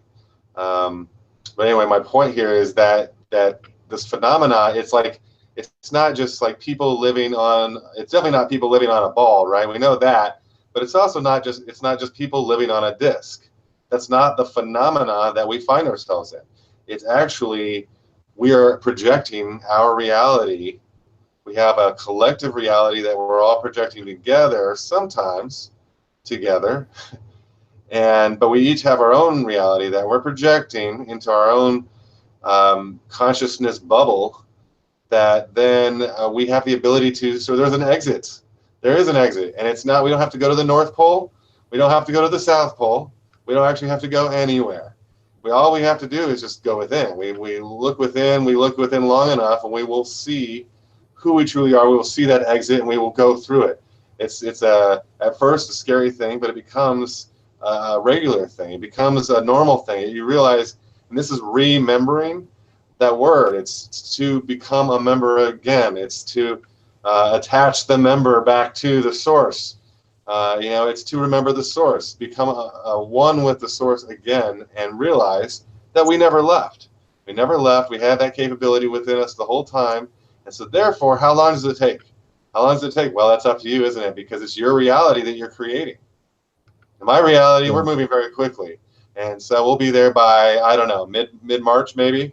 But that's just my reality. And if you're not on that same boat, well, you're still going to get there, but it might take longer, and that's okay because there's no judgment. There's no intrinsic judger, and you would be the only one. We would be the only ones to judge ourselves, and we do. And this is one of the main things that keeps us repressed, and this is one of the main weapons they've used against us is judgment and condemnation. All the religions are very much based in this condemnation and sin, and we're all sinners to begin with, and we all need to repent because of our sins that we didn't even do, apparently, or karma, that previous lives we did all these bad things. That's why we deserve to have a bad life or bad events happen to us. And all these ideas are programming. They're programming us to be weak and disempowered, and to not truly assert our spiritual power, which is to create a reality 100% absolute. Now, it takes a while for an individual being to get to the point where they are actually consciously creating their reality, but the beginning is to co-create. And so here we are in the opportunity to co-create, and this is what we're doing right now by having this discussion. We're co-creating a reality. We're talking about what is our vision of the future. How long is this going to take us, guys? How many people is it going to take? First of all, what do we have? 3, 6, 8 people. So that's how many it's going to take, because we have 8 people right here, right now, that are all conscious beings that are aligning their consciousness, their ideals of what we want, the vision, all of this. And we are just stating, we are affirming that we, not only do we want this, but let's just go ahead and have this. See, it's not like a weak will, like, oh yeah, we'd like to, have a world where the government is honest. No, we shall have a world where the government is honest. And so it looks like we need to get rid of a few people that are cutting the mustard. It looks like we need to expose a few liars and get them in behind bars. And we need to refine our constitution. We need to make it more inclusive, that we're united as a world, because countries or borders are all imaginary. Debt is all imaginary. Fear is all imaginary. Politics is all just theatrical. And so what are we left with? We're left with our own purpose and desire within this world to work together. I mean, that's like it. We're in the moment. We're in one moment always, all coming to a conclusion about what we want reality to be, and that's what we have. So now all we have to do is sort of shift our own paradigms, where now we're in a world where we're all invincible to chemtrails, we're all invincible to these poisons. That's the world we are living in. What about? I want to see this. Sorry, Astral just did something in the background, and I don't know what he was doing. We could just hear it, Astral, my darling. Sorry, I was making a cigarette. I wanted to ask you, man. Like, you say we make our own reality, right? And you say we make our own reality by changing these things, these physical things, right? I mean, what is physical? But yeah. I mean, the way you would say you would affect your reality is by affecting real things that are here in your own reality, which we can all perceive, as far as I know, right? Yeah. So for you to change reality is really changing physicality and mentality. I'd say the opposite order. It's the mentality changes which causes the physicality to respond. So everything that's happening to us is a result of what we have been thinking. Okay, so like whatever idea you have will permeate into the reality of your reality, right? So if you say, I don't want a car on 4 wheels, I want a car that's going to work on electric magnetic propulsion, and it's going to make this this reality and this environment a lot safer and a lot more environmentally friendly, right? Hmm. Right. So you're saying by bringing in your mental state of what you're thinking, right? Bringing it into reality and putting your hands on it, grabbing it and creating it is the reality you're actually creating with your own physicality, your own physical body, right? So it's not all mental, is it? It starts from mental, but it all becomes physical the moment you start touching and manipulating matter, right? Even before that, because Right. the words The really want to bring things into the physical. the influence that comes in your mind. So it's either you say, which voice do I say? Do I listen to this or do I listen to this? And it's ultimately becomes to what? What voice do you want to listen to? Do you want to make this world better by saying, I want to bring the best of me, the best of my capabilities of what I can do with my natural skills. And we all have natural skills, right? We all go through life and we all realize that we have a skill that's just natural, that just you don't have to think about it, you just do it, right? We all need to realize that we all have a natural skill. And each person that has this skill is going to be involved in something they're going to do positively to this world. But what happens? Some of us listen to different voices, don't they? Some of us says, I need to make this world and I have a vision for this world where it's going to be perfect. In my mind, that's the villain.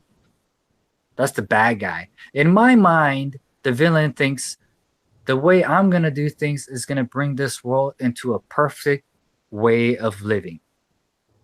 Now, to somebody else, they might say, wait a second, in my worldview, your world looks like it's going to bring humanity into a deep hole and we're not going to get out of this hole, right? So different people have different perspectives of reality. So what we're really fighting with is voices that are lying to us. Which voice do you want to listen to? Do you want to listen to the voice that's going to say, this is the way humanity should go, and this is definitely going to prosper us? Or do you want to say, this is the way humanity is going to go, and I know it's going to go this way because I know myself and I know I will succeed, right? Which one sounds more proper?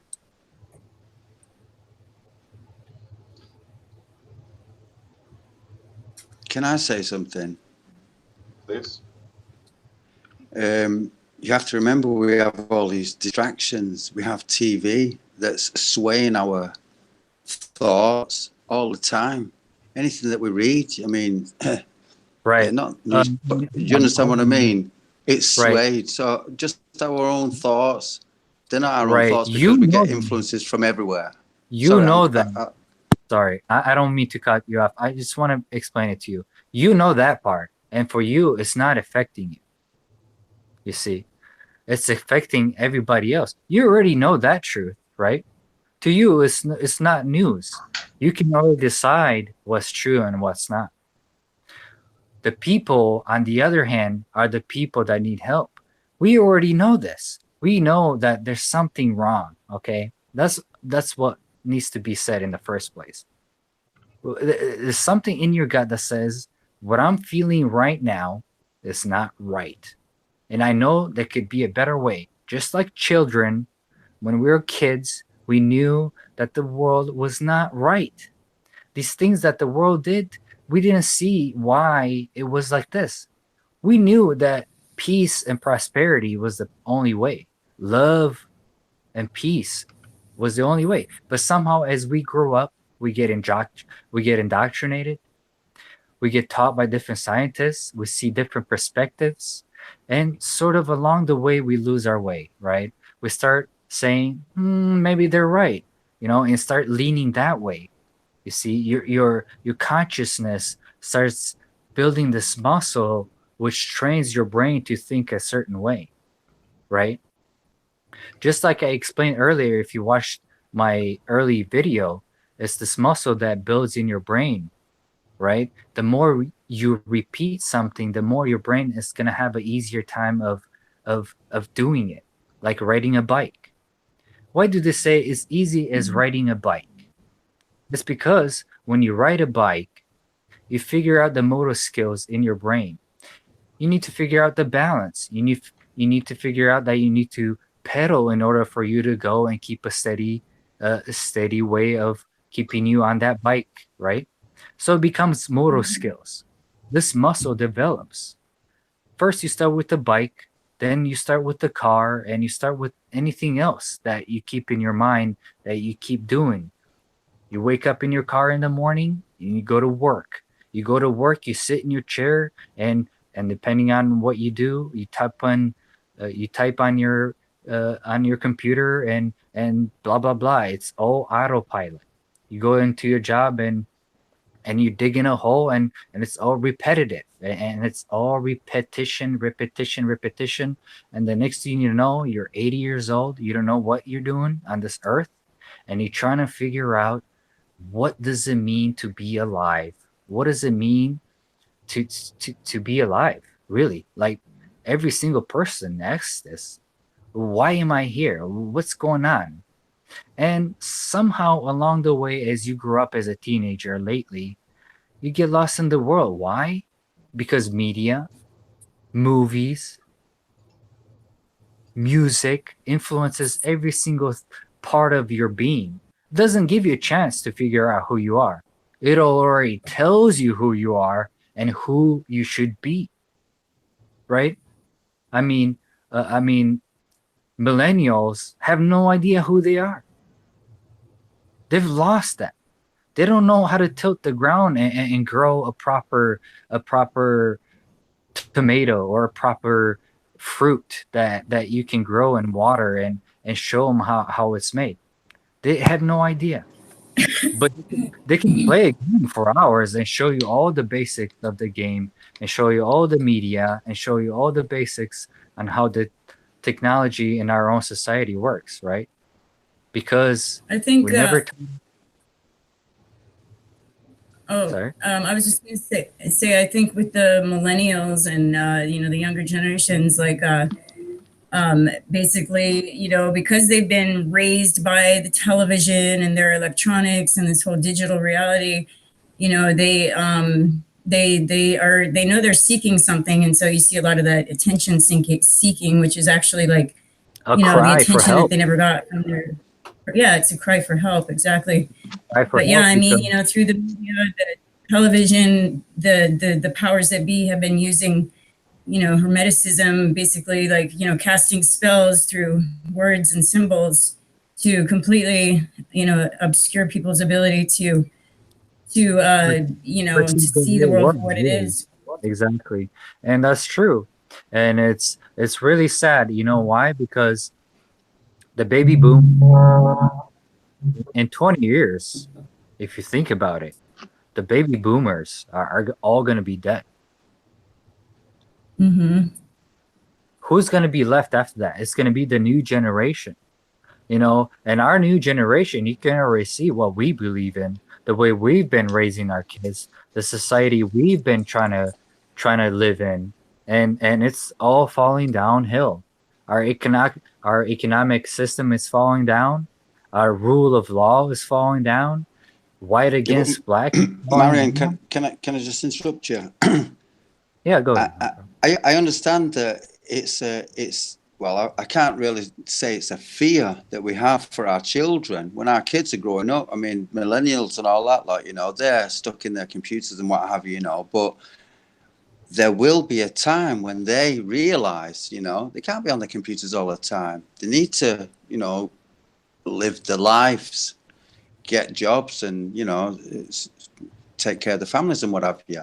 So there will come a time where they will realize, hey, there's more to us than this. There is more to being than what we perceive. And they'll realize that we've been conned and we've been you know, had the wool pulled over our eyes and we can't see what's really going on, they'll wake up just like we have done. They will do, because that's part of the process. I'm fully sure of that, you know. I'm sure that I totally agree with they you. can't be left in the blind all the time, you know. They will wake up, there will come a time, and also our generation, or us now, the last, I don't know, 5-10 years or whatever, you know, where people are waking up and what have you. So that will also prolong, or sorry, not prolong, wrong word. That'll also seep into their existence, if you understand what I mean. I definitely agree. And affect them. Yeah. Sorry. Carry on though. I think what's important is how many are gonna wake up. You know, the main point is of what I'm really trying to say, and the main point of all reality you need to think about is this person really ready to wake up? You can give them this information, right? And you can say, look, I have found some things that are not making sense here. You need to look at this and see and realize that this is actually a truth, right? When you inside know, in fact, that water will never bend and it can never bend, you're trying to convince a person who has been taught their whole life since they were a baby that this reality that they're living is the true reality, right? And it's really hard to make that person believe this. And you can't make them believe them. You can't make them believe it, because ultimately they have to question that themselves. Until a person is ready to wake up and realize the true meaning of life and realize what does it mean to be alive, that person ultimately is not going to receive all this information because of cognitive dissonance, you know? So I believe, yes, over time people will wake up, but that is up to the individual. What we need to do as people like you and I, the people who realize the truth, all we need to do is put out information out there for the people who are going to watch right now and who are going to watch in the future, because who knows who's going to come up later in their life and realize, oh my gosh, the earth is flat, and then come up in this conversation and listen to it and start debating the true reality of where they're living. And ultimately, you know, it's up to them. And all we need to do is just bring that information and talk about it as we all find information together and inform each other and talk about it. Totally, I agree. Sorry, I'm interrupting you now. No, no. But it's like, do you remember back when you were at school, right? When you were at school, when I was at school, there were teachers that really spoke out to me. They really, I mean, they made a mark on me. There were people that I listened to because I believed in them. And what they had to say, it made more sense. And now that I think about it today, they made more sense than anybody else. And they were like, I don't know, maybe they were flat earthers. Who knows, you know? Because I'm not joking. I mean, seriously, they could be. I mean, I might have even had a teacher that said, you know what, the earth is flat, and it's probably gone in that ear and out that one. But for my recollections, I can't remember. But I mean, for sure, there could have been a chance, because I had some old teachers back then, and I'm old. I'm 107 now. But there are teachers that have laid like an imprint upon us when we were younger. And we're still following that path that they've more or less laid out for us. You know, hey, do this. If you do this, then good will come. Or if you do this, you know, it might be a bit shitty or whatever. But they've given us a kind of a direction to follow. You understand what I mean? In education, I definitely in an education sense. Because, So because you look at but what my point was is the teachers that did it back then, there are teachers back now. Like, how many flat earthers are teachers? There must be at least Well, at least 2 anyway. At least. But what I'm saying is, out of those teachers that are believing in flat Earth, or that are believing in, hey, this is all NASA bollocks, the world is corrupt, the governments, they need to do something about all this new world order and, everything that's wrong. We need to be on a level playing field. We need to see the truth. We need not to have things hidden from us. We need to have things open to us, things that we can see and say, yeah, that's right, that's wrong. Because then we've got a balance, haven't we? That's the obvious one. See, and We should all know the truth, right? I would say that we are on a level playing field, and that's the whole thing here. We're on a flat Earth. We're all on the same level, and because of that, we sort of the collective has so much more power than it realizes, and so we, being not only a part of that collective, but we are the very tip of that collective. We are the ones who are sort of leading the thought movement, whether we realize it or not. And because of that, really what we can do, the action that we can do here, and we can teach our children this, we can teach the world this, and we can demonstrate it mostly by example, is just having direction and control over our own thoughts. So now we have eliminated all fear-based thinking out of our mental vocabulary. We do not allow fear into our minds. It doesn't even, it doesn't have a chance. And that's our greatest strength. As we do that, what happens is we start, this power starts bubbling up, and there's a vision that will start coming into focus for each of us. And we will each have a certain thing that we are drawn to, certain skill that we we develop, in a certain way that we figure out, or just sort of opportunities will come along that will enable us to enact those skills and that awareness, right? And this is all a natural process. It's just that it's kind of a hidden technology. It's a secret technology because they didn't want us to know. They didn't want us to know that all we have to do is learn to direct our own minds, learn to make our minds immune to fear. And so now we have the power of the creative mind at our disposal, so that now the question becomes, what do we do with that, right?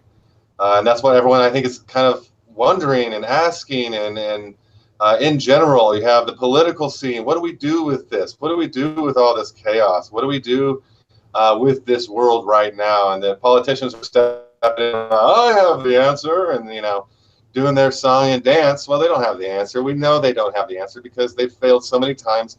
They have secret agendas. Who knows what the motivations behind all of their actions are? We don't. It's not a transparent society. It's not a transparent, government. And so that is our purpose. That is each of our individuals' purpose, is to sort of still our minds, to remove all the fear from our minds.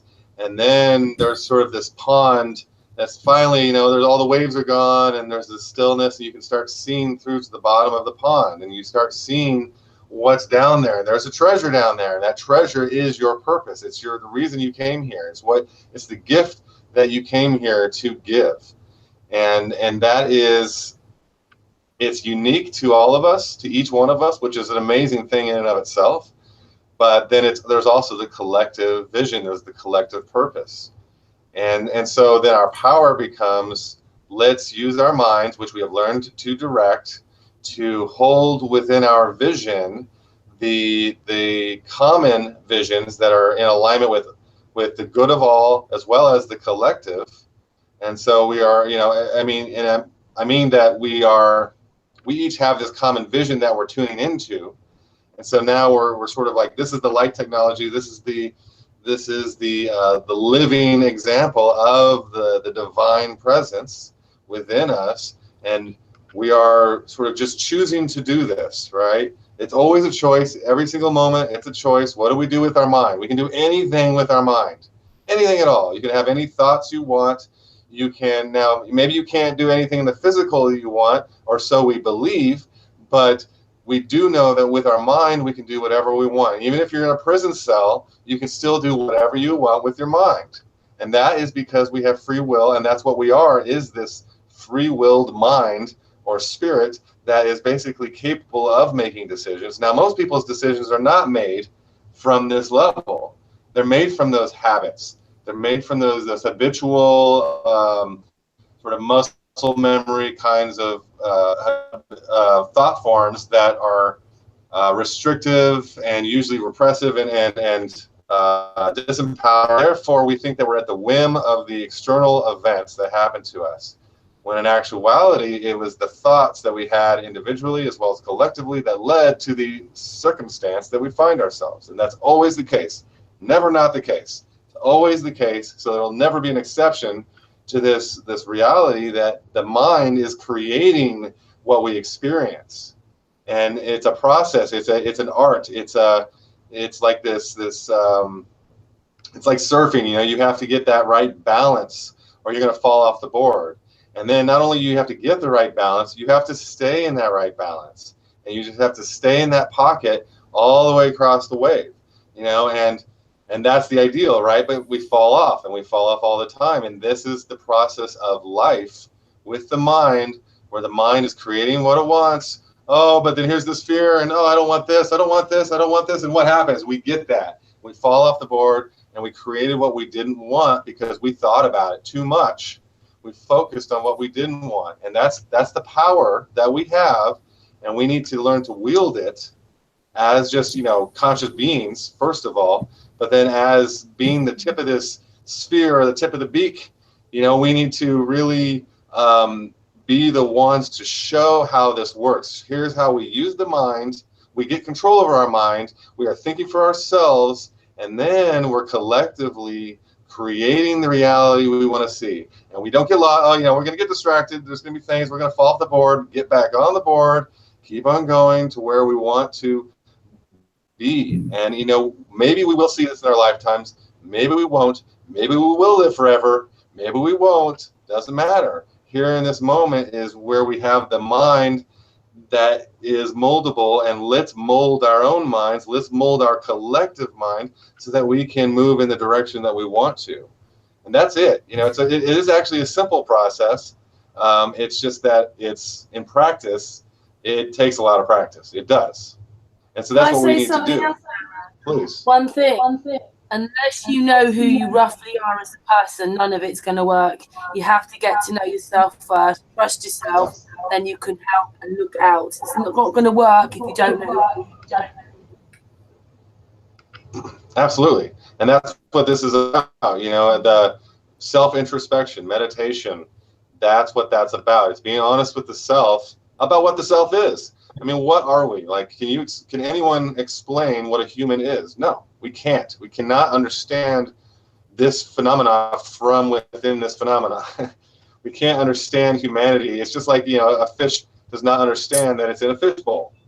You know, it's the same kind of thing. It's like we have a limited perspective. We need to be humbled in that perspective, but then at the same time realize our place. It's not a powerless perspective. It's just that we are a part of a much bigger thing. And in that perspective, it can... Yes. Aaron, I'm sorry to interrupt, but and this is an awesome conversation, and I really wish I could continue to be a part of it, but I gotta be somewhere, so I've got to go. Okay. So yeah, I just wanted to say goodbye to Levana, you parted. And right? No, I stayed on much longer than I was originally planning, actually, but I have to be somewhere, so I've got to catch a bus. But it was a pleasure talking, and yeah, it was really nice to be on again. Hopefully I can come do it again soon. But yeah, and I just statement, Levana, because you said a lot lately. I've put your video on. So you want to make a leaving statement? I just, you know, I wanted right. No, I just wanted to say that, you know, the greatest weapon against these systems of control that are being used against us is knowledge. And you know, we just, like I said before, we have to remain steadfast in our desire to be speaking the truth, no matter what the consequences might be, and just getting it out there, you know, planting seeds along the way. But you know, and remembering that they can't have power over us if we understand their method, the method that they use for, you know, in their attempts to control us. So getting educated is definitely by far the most important thing, you know, and researching these things and just spreading the truth. So, but I do believe that good things are coming and that people are waking up, and we just need to keep inspiring each other to continue on this journey. It's not going to be easy, but it's going to be worth it. Oh, but yeah, thank you for having me. It's good seeing you. Good We don't stuff. see you very often these days. Yeah. Thank you. Thank you for sharing Yeah, your thank knowledge with us. Yeah, thank you, You're Levana. welcome. Big thanks to you and Hawaii.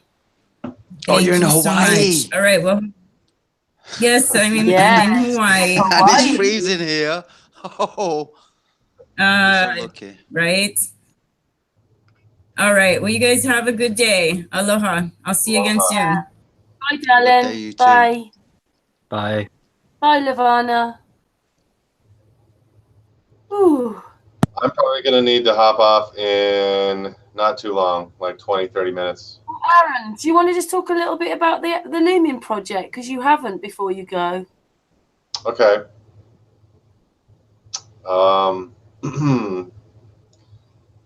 Let's see. So, all right, overview, Project Lumen. Basically, Project Lumen is my collection of vision.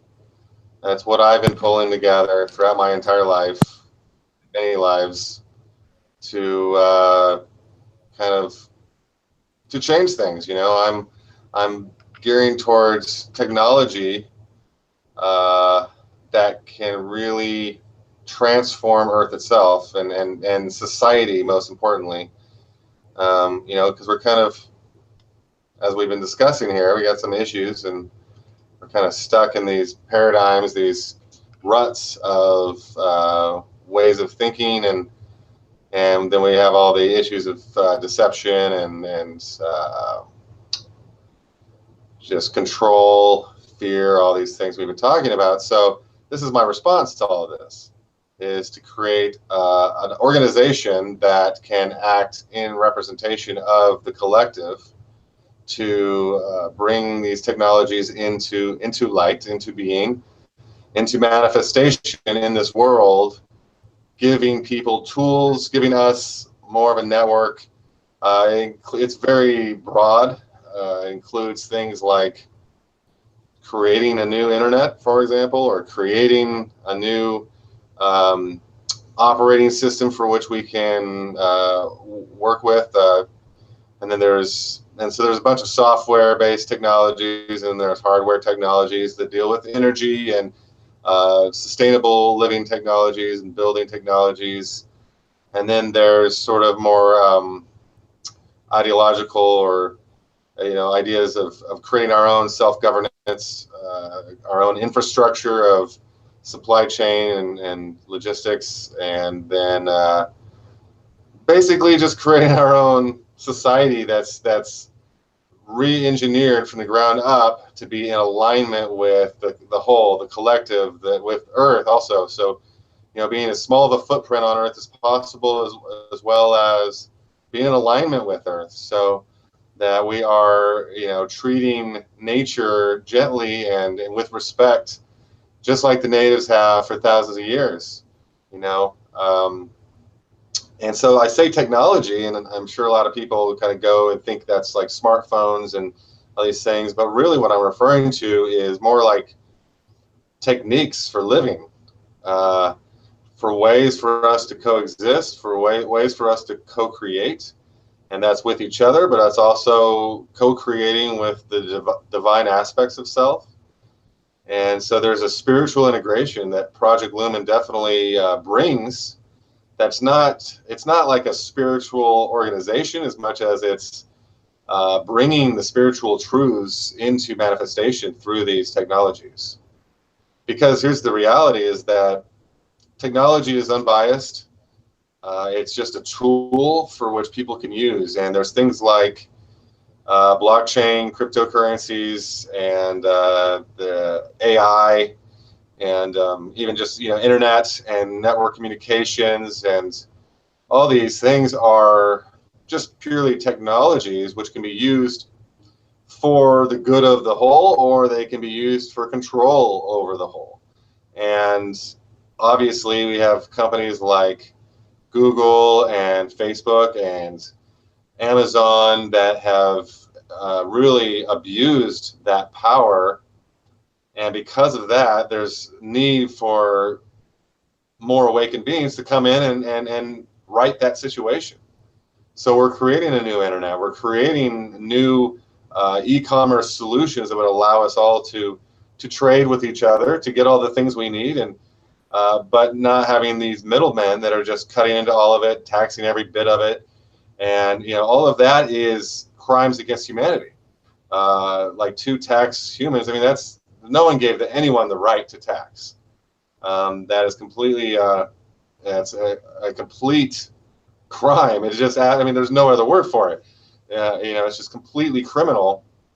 And so working with those concepts, we can't just switch it all at once. So a lot of the Project Lumen is about transitional technologies, but it's also about kind of just building our own society, our own subculture that does these things, that actively is working towards these things, that has intentional communities where we're actually, some of us are living together in actual physically, in the same geographic location in order to help move these things along, because there's a lot of action that is needed.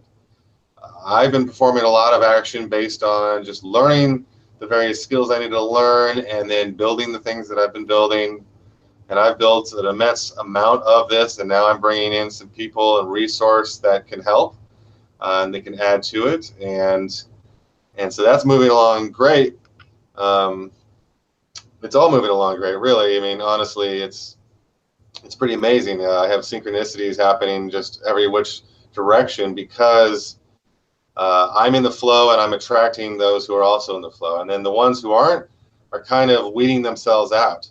And that's a painful and challenging process, I'll be honest, but it is necessary, because even if you're somewhat awake, that doesn't mean you're awake enough for these kinds of purposes. And so, it's really important that we be discerning and discriminating, at least at the level of people need to be on their path, and they need to be awake enough, and they need to be in alignment with the light in order to really be on this team. Because this team is the cutting edge. It is the tip of the beak, and we're just pushing along. We're taking the action. We are taking the action. We're not just talking about it. Here we're talking about it, sure, but the action is being taken. I'm working 12, 14, 16 hours days for years now. I've been doing this because this is how much I believe in these potentials, and how important it is to me, that these things do make it into the world. And we have a lot of, you could say, opposition, in that there's so much stagnant energy and all the indoctrination. And so we're kind of up against that, right? But I don't see it as that, because I'm choosing to just kind of push forward, not really even getting distracted by trolls or shills or drama. We don't need to. And again, it goes back to having direction over the mind and be able to just manifest what we want. Well, this is what I'm doing, as I'm manifesting the various initiatives of Project Lumen that are in alignment with the good of all and the light. And essentially, this will expose all the shadows, and we will succeed here. This is not a debate. It's not a question of whether we will succeed. And there is the question of how long it'll take, and there's the question of how many people we'll need. No one can really know the answer to those questions until they have been answered. But the way to get there is through us coming together, through us learning to get direction of our own minds, learning to manifest the reality that we wish to see individually, while simultaneously working together to manifest these greater visions. And Project Lumen is a vehicle for us all to get on. I invite anyone who wants to join, get on board. And there's a lot of projects that will be done through Project Lumen. It'll be kind of like a crowdfunding sort of platform in one way, but also it'll be just showing the progress of these various projects and allowing people to participate and be involved and to vote on what we do and how we do it. And it'll be a very democratic process in that way, so that, you know, it doesn't seem like I'm just trying to like make all the decisions and control. I want to just set this thing up so that ultimately it can continue beyond me, you know, because I have a lot of projects I'm trying to get to, and this is just sort of one of them. It's the biggest one. This is my life's purpose, but Project Lumen is very multifaceted, and you know, I want to be able to just kind of just get this barge moving, and these are the baby steps. You know, we can just keep on moving forward with this notion. And this is what I started. I don't know how long ago, just doing the Sun and Moon group, and this is where I started it. You know, I said, let's just take these baby steps. Well, I've taken quite a few baby steps since, and I think we all have collectively taken quite a few baby steps since when I first started this. So I see no reason why not to just continue, and eventually we'll get there. And it might take 100 years, it might take 1 year, it might take less than 1 year. It's really impossible to know, so we don't even need to worry about that. You know, that's not the issue, because time is illusory. You know, it's all relative. It's all a matter of like how quickly we want it, how quickly we do manifest it. You know, I'm pushing along quite quickly, and I'm inviting anyone else who wants to be on this team to, you know, it's going to be a fast move. You got to be willing to really just dive in and get your hands dirty and make some mistakes and learn from those mistakes. And ultimately, we will get there. That is without a doubt.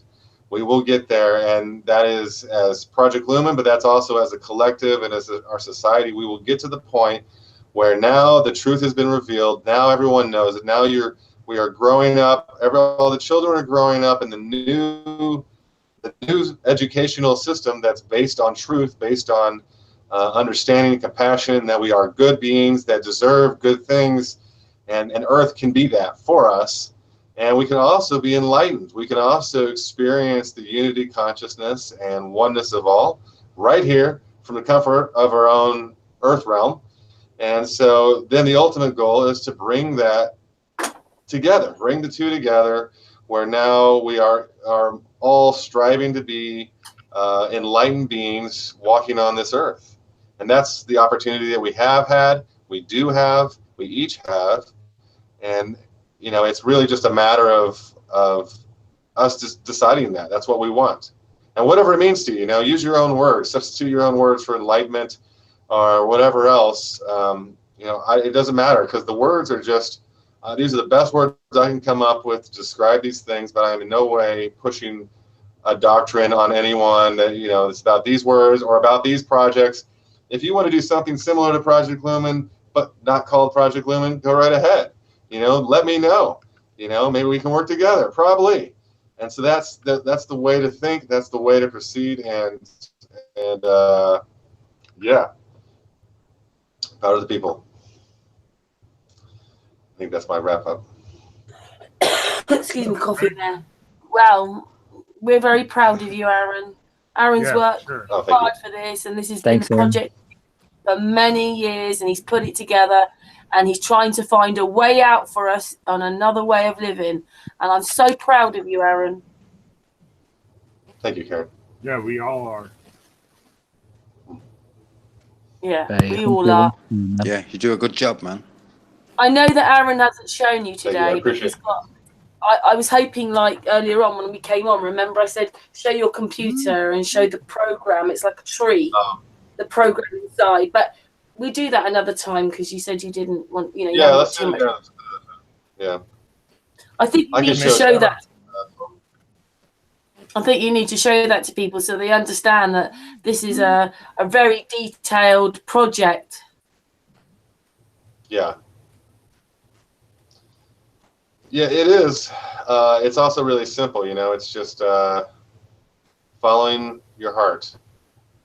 It's like this, like, okay, with a lot of things, with art or music, even computer code, especially computer code. It's like, all right, you have a blank canvas, or you have, you know, a piano sitting before you, or you have a blank, you know, page on a computer screen.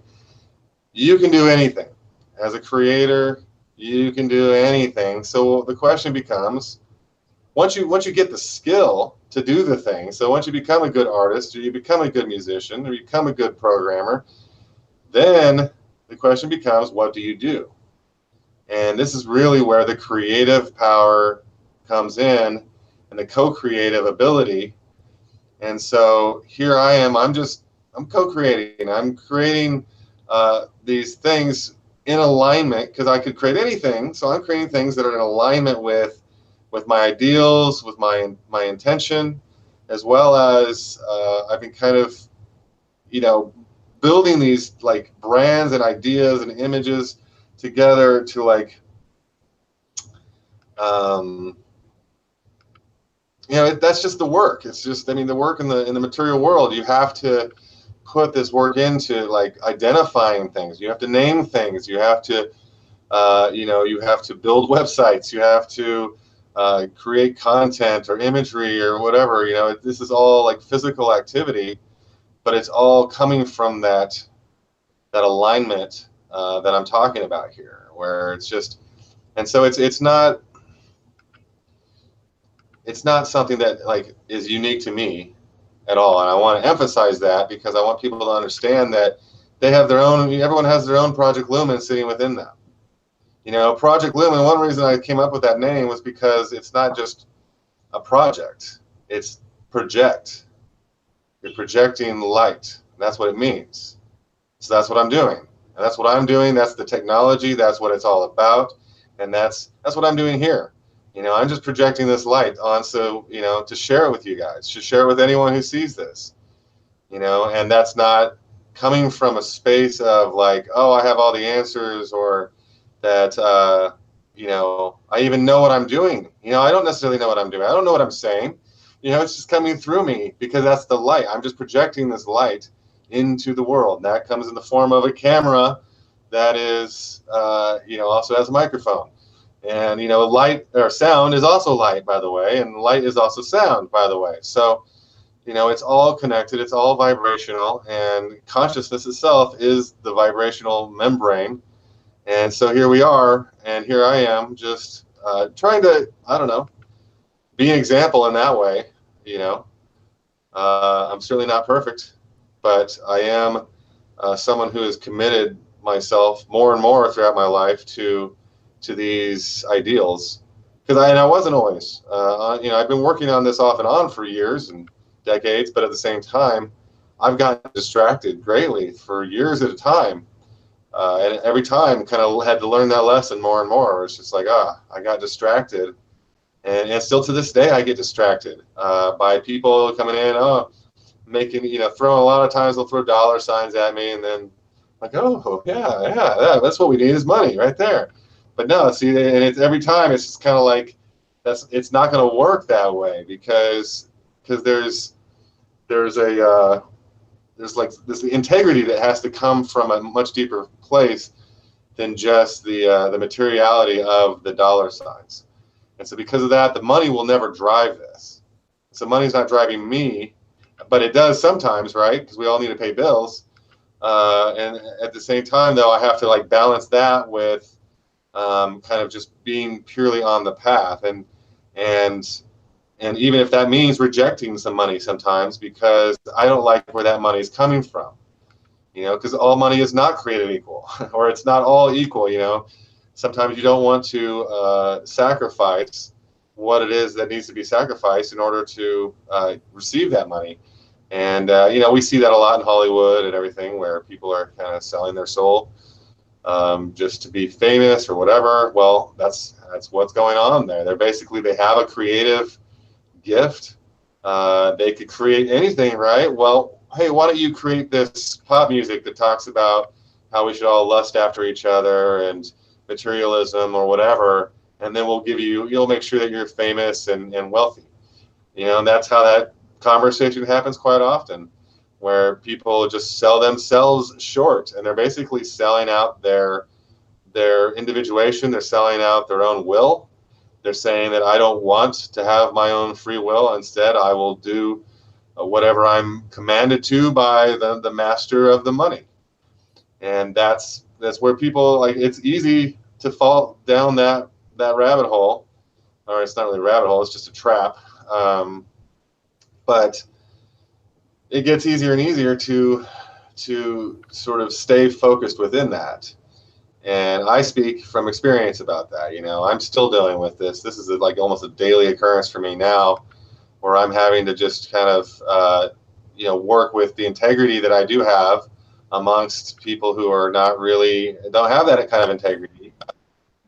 You know, they don't even know it. So they think they're doing the right thing, but. Well, the one thing that we all don't do is we don't argue, and we're in it together. Okay, you're doing Project Lumen, and I can't, you know, interfere with that, but you're my friend. We've known you a long time. You come on our panel. We're talking about it. I'm trying to, you know, like get people to understand what you're doing. We're in this together. Mm-hmm. Right.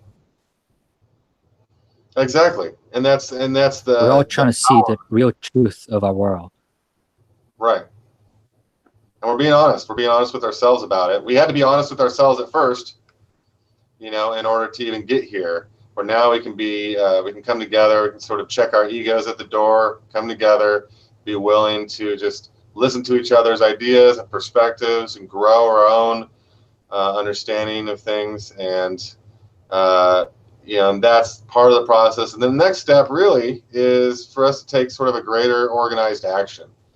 I think, you know, the videos, the hangouts have been really good. And just in general, the Flat Earth community has been waking up and waking up more and more people to the Flat Earth and the truths that kind of come along with that.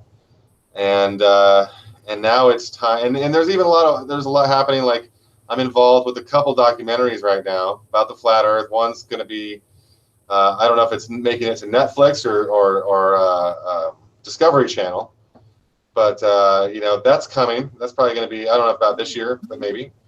There's a lot of things that are coming, and that's just kind of reflecting how the world is waking up more to it. It's being more open to it. As that happens, we will hit that critical mass where we'll hit the 100th monkey, where just all of a sudden everyone knows the Earth is flat, or at least everyone knows that that's a pretty strongly accepted belief by many people. And then once that, you know, it'll get to that point, and there's no rush. We'll get there in time, because the reality is like, I don't know, we should savor these days. We should savor this time where we're going through this process, and you know, we get to be kind of leaders for other people. We get to be way showers for other people, and that's a gift. You know, we earned that.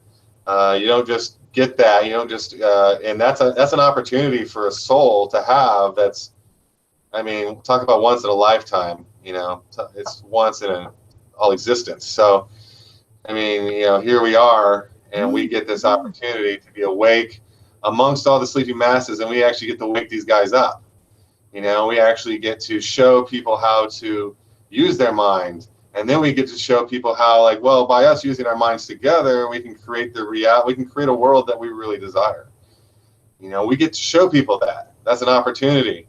It's not a burden. It's not a reason to be stressed out. You know, it's a reason to celebrate and be honored that we are in this role, because it's not for everyone, and only the strong really can be in this position. You know, that means if you're here, if you're listening to this, you know, you're probably one of those strong souls that decided to come here and be instrumental in the awakening of humanity. Yeah. Have you thought that there aren't going to be millions and millions of other people waking up? I mean, there are, like, Leisha came on the other day. She only woke up a few months ago. But there isn't going to be millions more people. This might be it for a while. 144,000. Yeah. What I'm saying is 2016 seemed to be a huge, great wake up. And it sort of slowed down a bit. I'm just saying, like, maybe there aren't going to be millions and billions of other people waking up right now. It's almost like we're an army of people now. Maybe we're the ones that have to put it forward, like Aaron's doing. You know, we felt like we were meeting people, like Matt's been talking in the back chat, which You just turned the what's the name off for because it was buzzing. But I mean, he's a genius. I Aaron's wanted a to say genius. I want to say it's really funny, Karen, because in the Bible it talks about 144,000 people who were chosen by God to do His will. You know that? And it's only 144,000 people that are gonna go around, and it's not necessarily really going around. All they're gonna do is spread this information to all over the globe. The information that we actually live on a flat earth, and that there's a dome over us, and that there's somebody above us, and it's not a big army. It's 144,000 people. That's it. I mean, that's one interpretation of that. I would That's one say interpretation. Yeah. what we see in nature, I mean, we see the 12 tones of the chromatic scale, for example, which comes from natural geometries. And when you take 12 tones and you say take 12 octaves of those 12 tones, you have 144 different levels. Now, they say, well, there's the 12 chakras, 7, which, I mean, I don't want to get too complex with this, but the idea is that, I mean, all numbers are based on natural geometries. And the Bible, you can't really interpret it. You can interpret it literally, but I would say you're doing yourself a disservice in that way, because there is something greater to this. This is a whole, so 12 times 12, the whole entire awakening of the whole being, all right? So we have 12 chakras down here in this realm, let's say, the earth realm, but then we have 12 different bodies, and these are different octaves, okay? And so it's an awakening of the entire being. It's not, and so this is what I'm talking about. This is the alignment where we're bringing this spiritual understanding into the physical, where this light technology is coming in.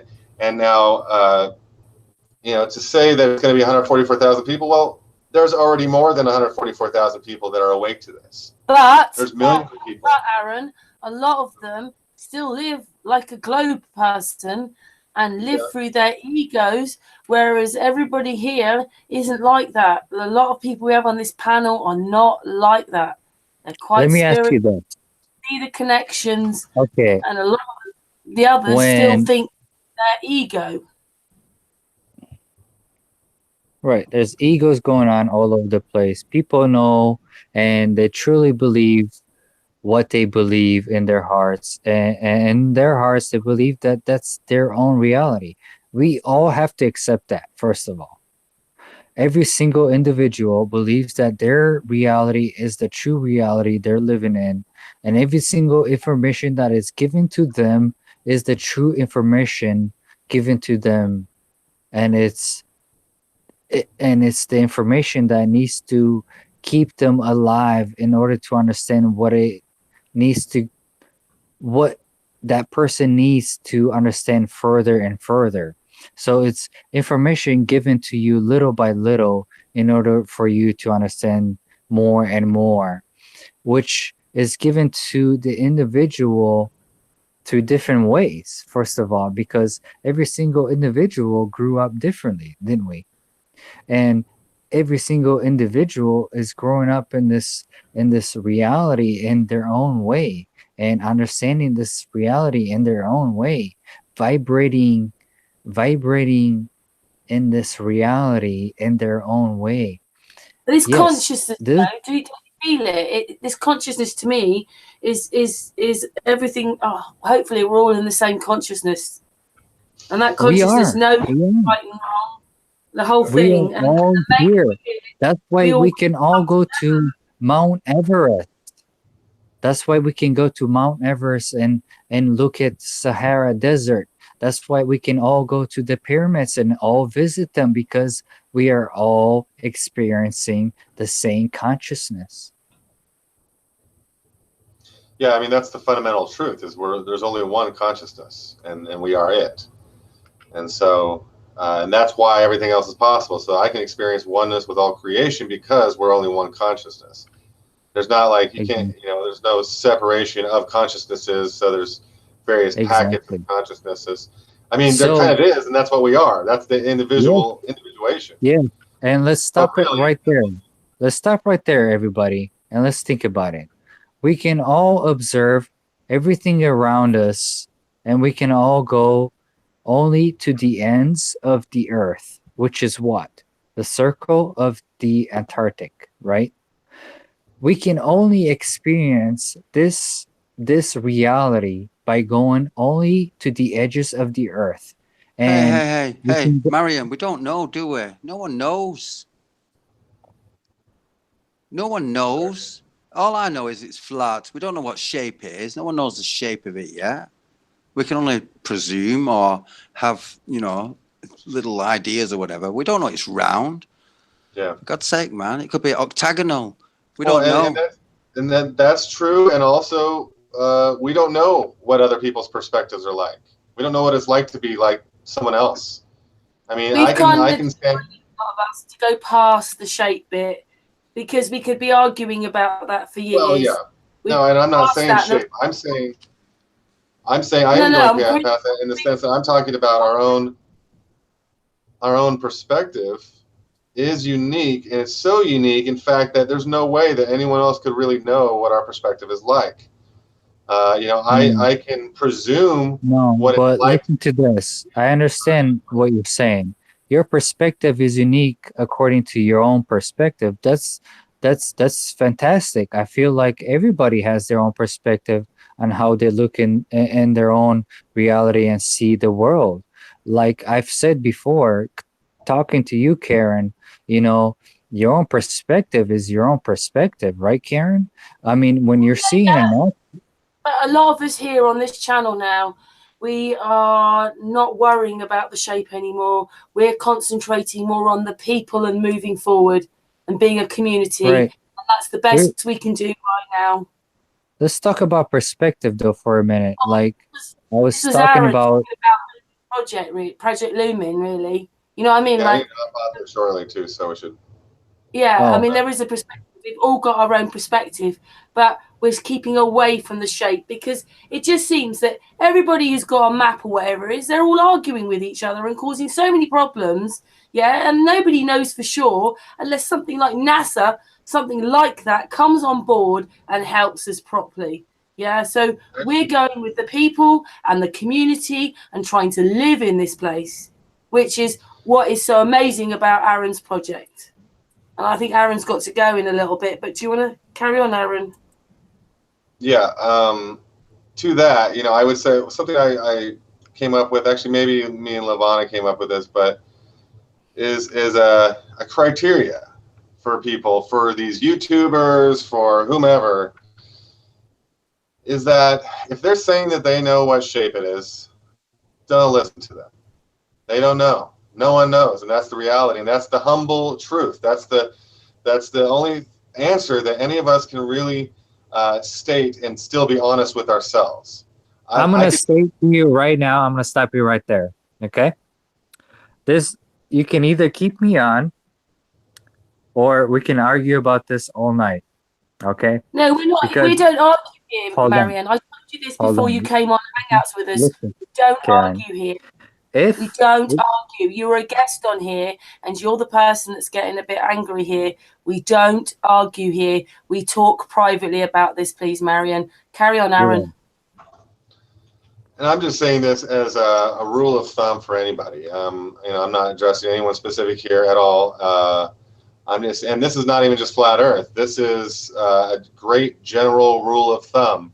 Is that if a person that you are kind of considering an authority in any way, if they're claiming to know something that's really just a speculation, or is their own perspective, is their own opinion, even if even if I traveled to the edge and I came back and I told you what I saw, that's still only my perspective because you didn't go with me, and so you would have to believe me on blind faith that what I'm saying is the truth. And if I'm telling you that you should just believe me on blind faith, then you probably shouldn't listen to me. And that's what I'm saying. And let's not even talk about the shape of like the earth. Let's talk about, I don't know, just truth in general. Like, people don't, I mean, there is a direct, okay. We all have direct access to truth. Okay, all of us do.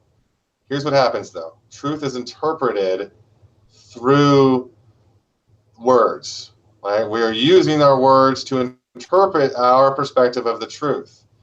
It's undeniable. That's just what's happening. It's not. That's not really a debate. And there'll be a lot of channelers, for example, because I've been very active in channeling for many, many years. And I even, I was involved in this channeling meetup out here in LA for quite a while, and we came to a head at one point because it was just like. They don't want to be quite honest with themselves a lot of times. Not to overgeneralize, but, you think that what you're hearing is Archangel Michael or Jesus or whomever, okay? Now, why do you think that? Are you being honest with yourself about why you think that this voice or this presence is this specific character, or is this just who you're hoping it is? And so this is who you're personifying it, and this is something that happens quite a bit. And then people get their egos caught up into it, and they want it to be Jesus, they want it to be Archangel Michael, and so then that's kind of what they're doing. And so now if someone came along and challenged that, which doesn't happen very often, but I was challenging that in this group, suggesting that I think it's just that we're interpreting the energy. We all can tap into the same source, various levels, but we're still interpreting it. It's all interpretation. So when a channel is speaking and it's supposedly some ascended master or someone, well, that's still their interpretation, even if it was, which I do believe that's possible, just for the record. But at the same time, it's still going to be your interpretation of what they're actually saying, because they don't speak in English. Like, creator of all things does not speak English. So if you think that, you heard English. Wait, hold on. The creator of all things does not speak English. Right. Why? Right. Why not? Because it does not have a. It can speak through us, and we will use English to speak those words. But the creator of all things is not a human being that uses language in the same way that we do. Right, but we all agree that feeling is a mutual agreement, right? Feeling is a mutual agreement? Right. Like when somebody gets really close to you and you really feel their creepiness, right? You say, I don't feel right. I don't feel right with this person. I want to get away, right? Sure. Have you ever experienced that? Yeah, of course. Yeah. Well, what is that? That is a feeling. That is a feeling that's telling you whatever this person is doing or thinking or feeling is not vibrating equally with what I'm feeling and thinking. Right? It's a vibration. There could be a lot of reasons why, yeah. It's a vibration of feelings, because feelings, everything in our universe is a feeling. Everything that you have ever experienced in your own reality is a vibration of things. Everything vibrates at a different frequency. And if you know about the double slit experiment, you will realize what this means. I think everything is a thought first. Everything is a thought first, but who and then brings thought the to rest your comes brain? after that. Well, everything is a thought. You're right, but that thought has an influence, because every thought that you have will come from one direction or another. It's either a thought that's going to lead humanity into the best way of living, or is a thought that's gonna lead humanity into the worst situation you could ever possibly imagine. Yeah, but then we're back to balance, aren't we? There's always two sides of a scale. No matter what end you go at on a thermometer, what's the temperature? Where does the divide come? There's no divide. Hot, cold, same shit. What does that have to do with humanity? What does temperature have to do? It's about thought and what you're just saying. Then it's still relative to that. Marian, please, you're the only one that's getting a bit funny here. Please just calm down. We're a family. Just listen. Just listen, you guys. What your perspective of what you're trying to make me realize is the temperatures of different temperatures. What does that have to do with the human being and the feelings a human being feels? Did you not hear what I just said? It's about balance. There's always a balance. There's good, bad, black, white, heavy, light. You know, it's all about balance. And that's what I'm saying. It's the same with like temperature. It doesn't matter. Temperature is temperature. You've got hot, you've got cold, but it's temperature.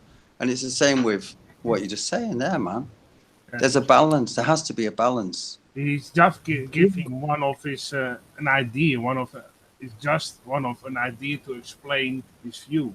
No, so you go on, Marian. Let's listen to you then. Listen, I definitely believe there needs to be a balance, right? I mean, I'm not disagreeing with you on the balance part. I feel like the human being needs to have a true balance on who they are and who they are and how they perceive this reality. That's the balance, right? Because the human being itself is having a hard time realizing who they are and what they are in this reality. See reality, but then you go in your brain and you go to sleep and you have these weird moments and you have these realizations and you're trying to think about what's going on in your dreams, but then you wake up and you got to go to work and you got to do this and you got to raise your family and you got to do all these things that society tells you to do, and you have to balance these things between finding your chi, right? Finding who you are as a human being and finding who you are as a human being and society that is telling you the way you should live, right? Because in the end, it's either you're gonna live the way you want to. You can go in the woods, live on your own, build your own cabin, build your own crops, build your own foundations, and build your own family right there, okay? But you choose to live in this society, right, who says liberals are right, leftists are wrong, blah blah blah. Look at Beyonce. Look at this. Look over here, and the balance that you're trying to balance is this really weird society that you're living in. First of all, the society that has nothing to do with reality, right? What is movies? What is music? I mean, music is part of reality. What is this music in society and all these influences that have to do with space? First of all, that we already know the Earth is flat. Why do they want to influence us with all this stuff? There's an agenda behind it. Okay, first of all, you need to realize that these people have an agenda. You know, they're not hiding these things for no reason. These people, first of all, you need to realize that these people believe in a God. Who are their God? How do you know that they believe in a God? They do believe in a God. How do you know that? Because you know that the Freemasons follow who? They follow Lucifer, the fallen angel, from who? Where does Lucifer come from? That is your perspective you're talking about now. You don't know. Yeah, I mean, I don't agree with those statements. Speculations. Or generalizations. Thoughts and generalizations you're doing now. And this is just, wait a second, this is the thoughts of Marian and not of the other people of the Sun and Moon group. Okay, Okay? but listen to this. Evidence itself. I'm not claiming this. This is not me saying this is what they think. This is not me. I'm not saying this. Evidence Right. itself Who is says saying it? the evidence itself tells you that these people. I'm this is sorry your- if I'm being this is rude, but I got a question real quick. I'm sorry if this come off as rude, but I have no fucking clue what you're talking about, my brother. Excuse my language. Who? Okay, well, I tell you what, can we save this, Marian? Marian, I'm afraid like the panel's getting a little bit upset, and we do not argue. We haven't had one argument on our panel or one upset. So please, can we just save this for the after hangout? I'd just like to ask Flat Earth, you're here. Don't worry about that. Flat Earth, what have you got to say? I love every one of y'all, and I think we need to join hands and fight the system. Yeah, not each other. That's for sure. Regardless of religious standpoint, regardless of cosmology standpoint, we are all on the shit end of the stick, excuse my language again, and we all need to hold hands and love our brothers and sisters. Yes. Thank you, my Listen- darling. We're holding hands Yay! now. Yay! Can you Mwah, do me a mwah, mwah, mwah. Hugs and kisses, exactly, Miss Karen. Yeah. Yes, Karen, you've heard me say that before, haven't you? Oh, maybe on that positive note, you can end the hangout because we were going for a couple of hours. My now. baby wanted to say hello to you guys. Okay, that's always cool. I got he Hi. wanted to show you guys his helicopter. He said, "Look what I got." Okay. this time. Oh, bless you. Mwah. He's telling bye, love you. Bye, love you. Bye. Oh, we love you Bye. too. Oh yeah, teach them love, man. That's all we can do. Oh yeah, for sure. Yeah, I- we're going to end this I'm hangout in a so minute, but Flat sorry. Earth, stay on afterwards. We say goodbye off air. But Aaron, this was your evening, really, and Levana's. And I know you talked about all sorts of things, but do you want to give us like the ending now? Because, yeah. Yeah. I agree. Flat Earth, love, understanding. What I was saying about interpretation, I think it is important that we understand that we each have our own unique perspective, and so therefore we need to be willing to just be open to others' perspectives. Always, like, never stop doing that. And as far as our creating of what we want to see in the world, that's the only way that's going to work, is if we come together in unity, working together, co-creating, be willing to check the ego at the door in order to see the bigger picture, see the bigger vision. The vision itself is bigger than each one of us, and it's bigger than we could ever possibly describe in words. That's why I can keep on coming on as Sun and Moon for 4 hours each time and still have more to say, because it's more than words. And so this is why I'm saying it's our interpretation of just, this is my loose interpretation of what I'm seeing, but I could never possibly describe what I'm really seeing. I know we all feel that way.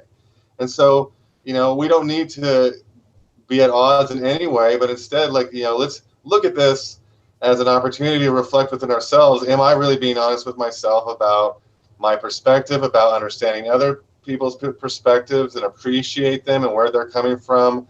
Am I appreciating where the masses are coming from and the hardship that they might be going through or going to go through when they start realizing that their life was based on a lie and that our authority figures have been lying to us for hundreds of years?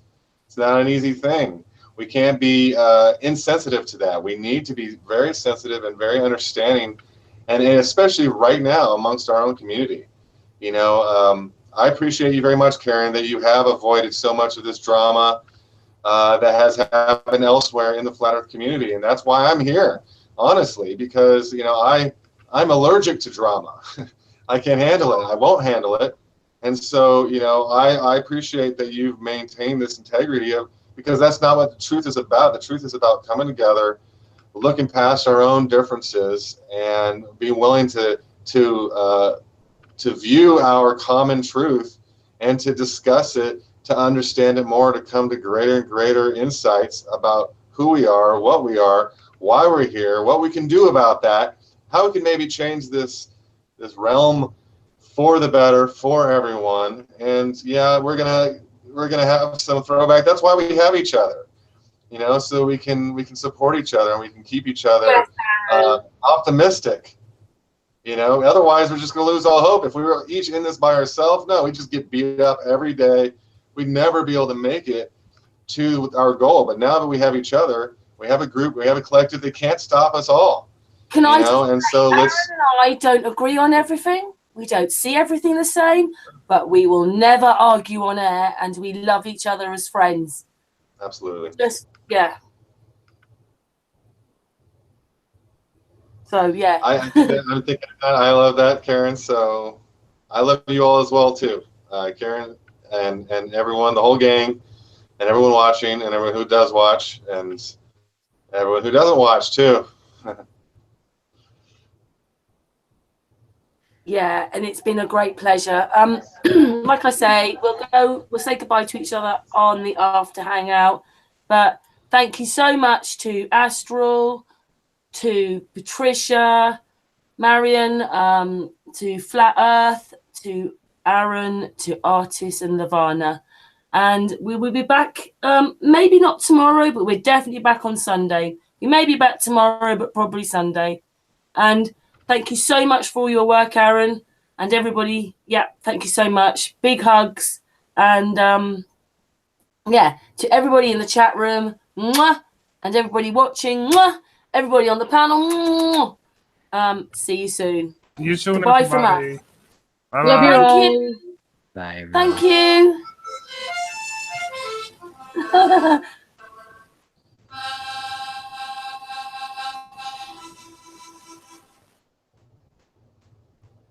Last word from Artis. Thank you, Artis. All right. You have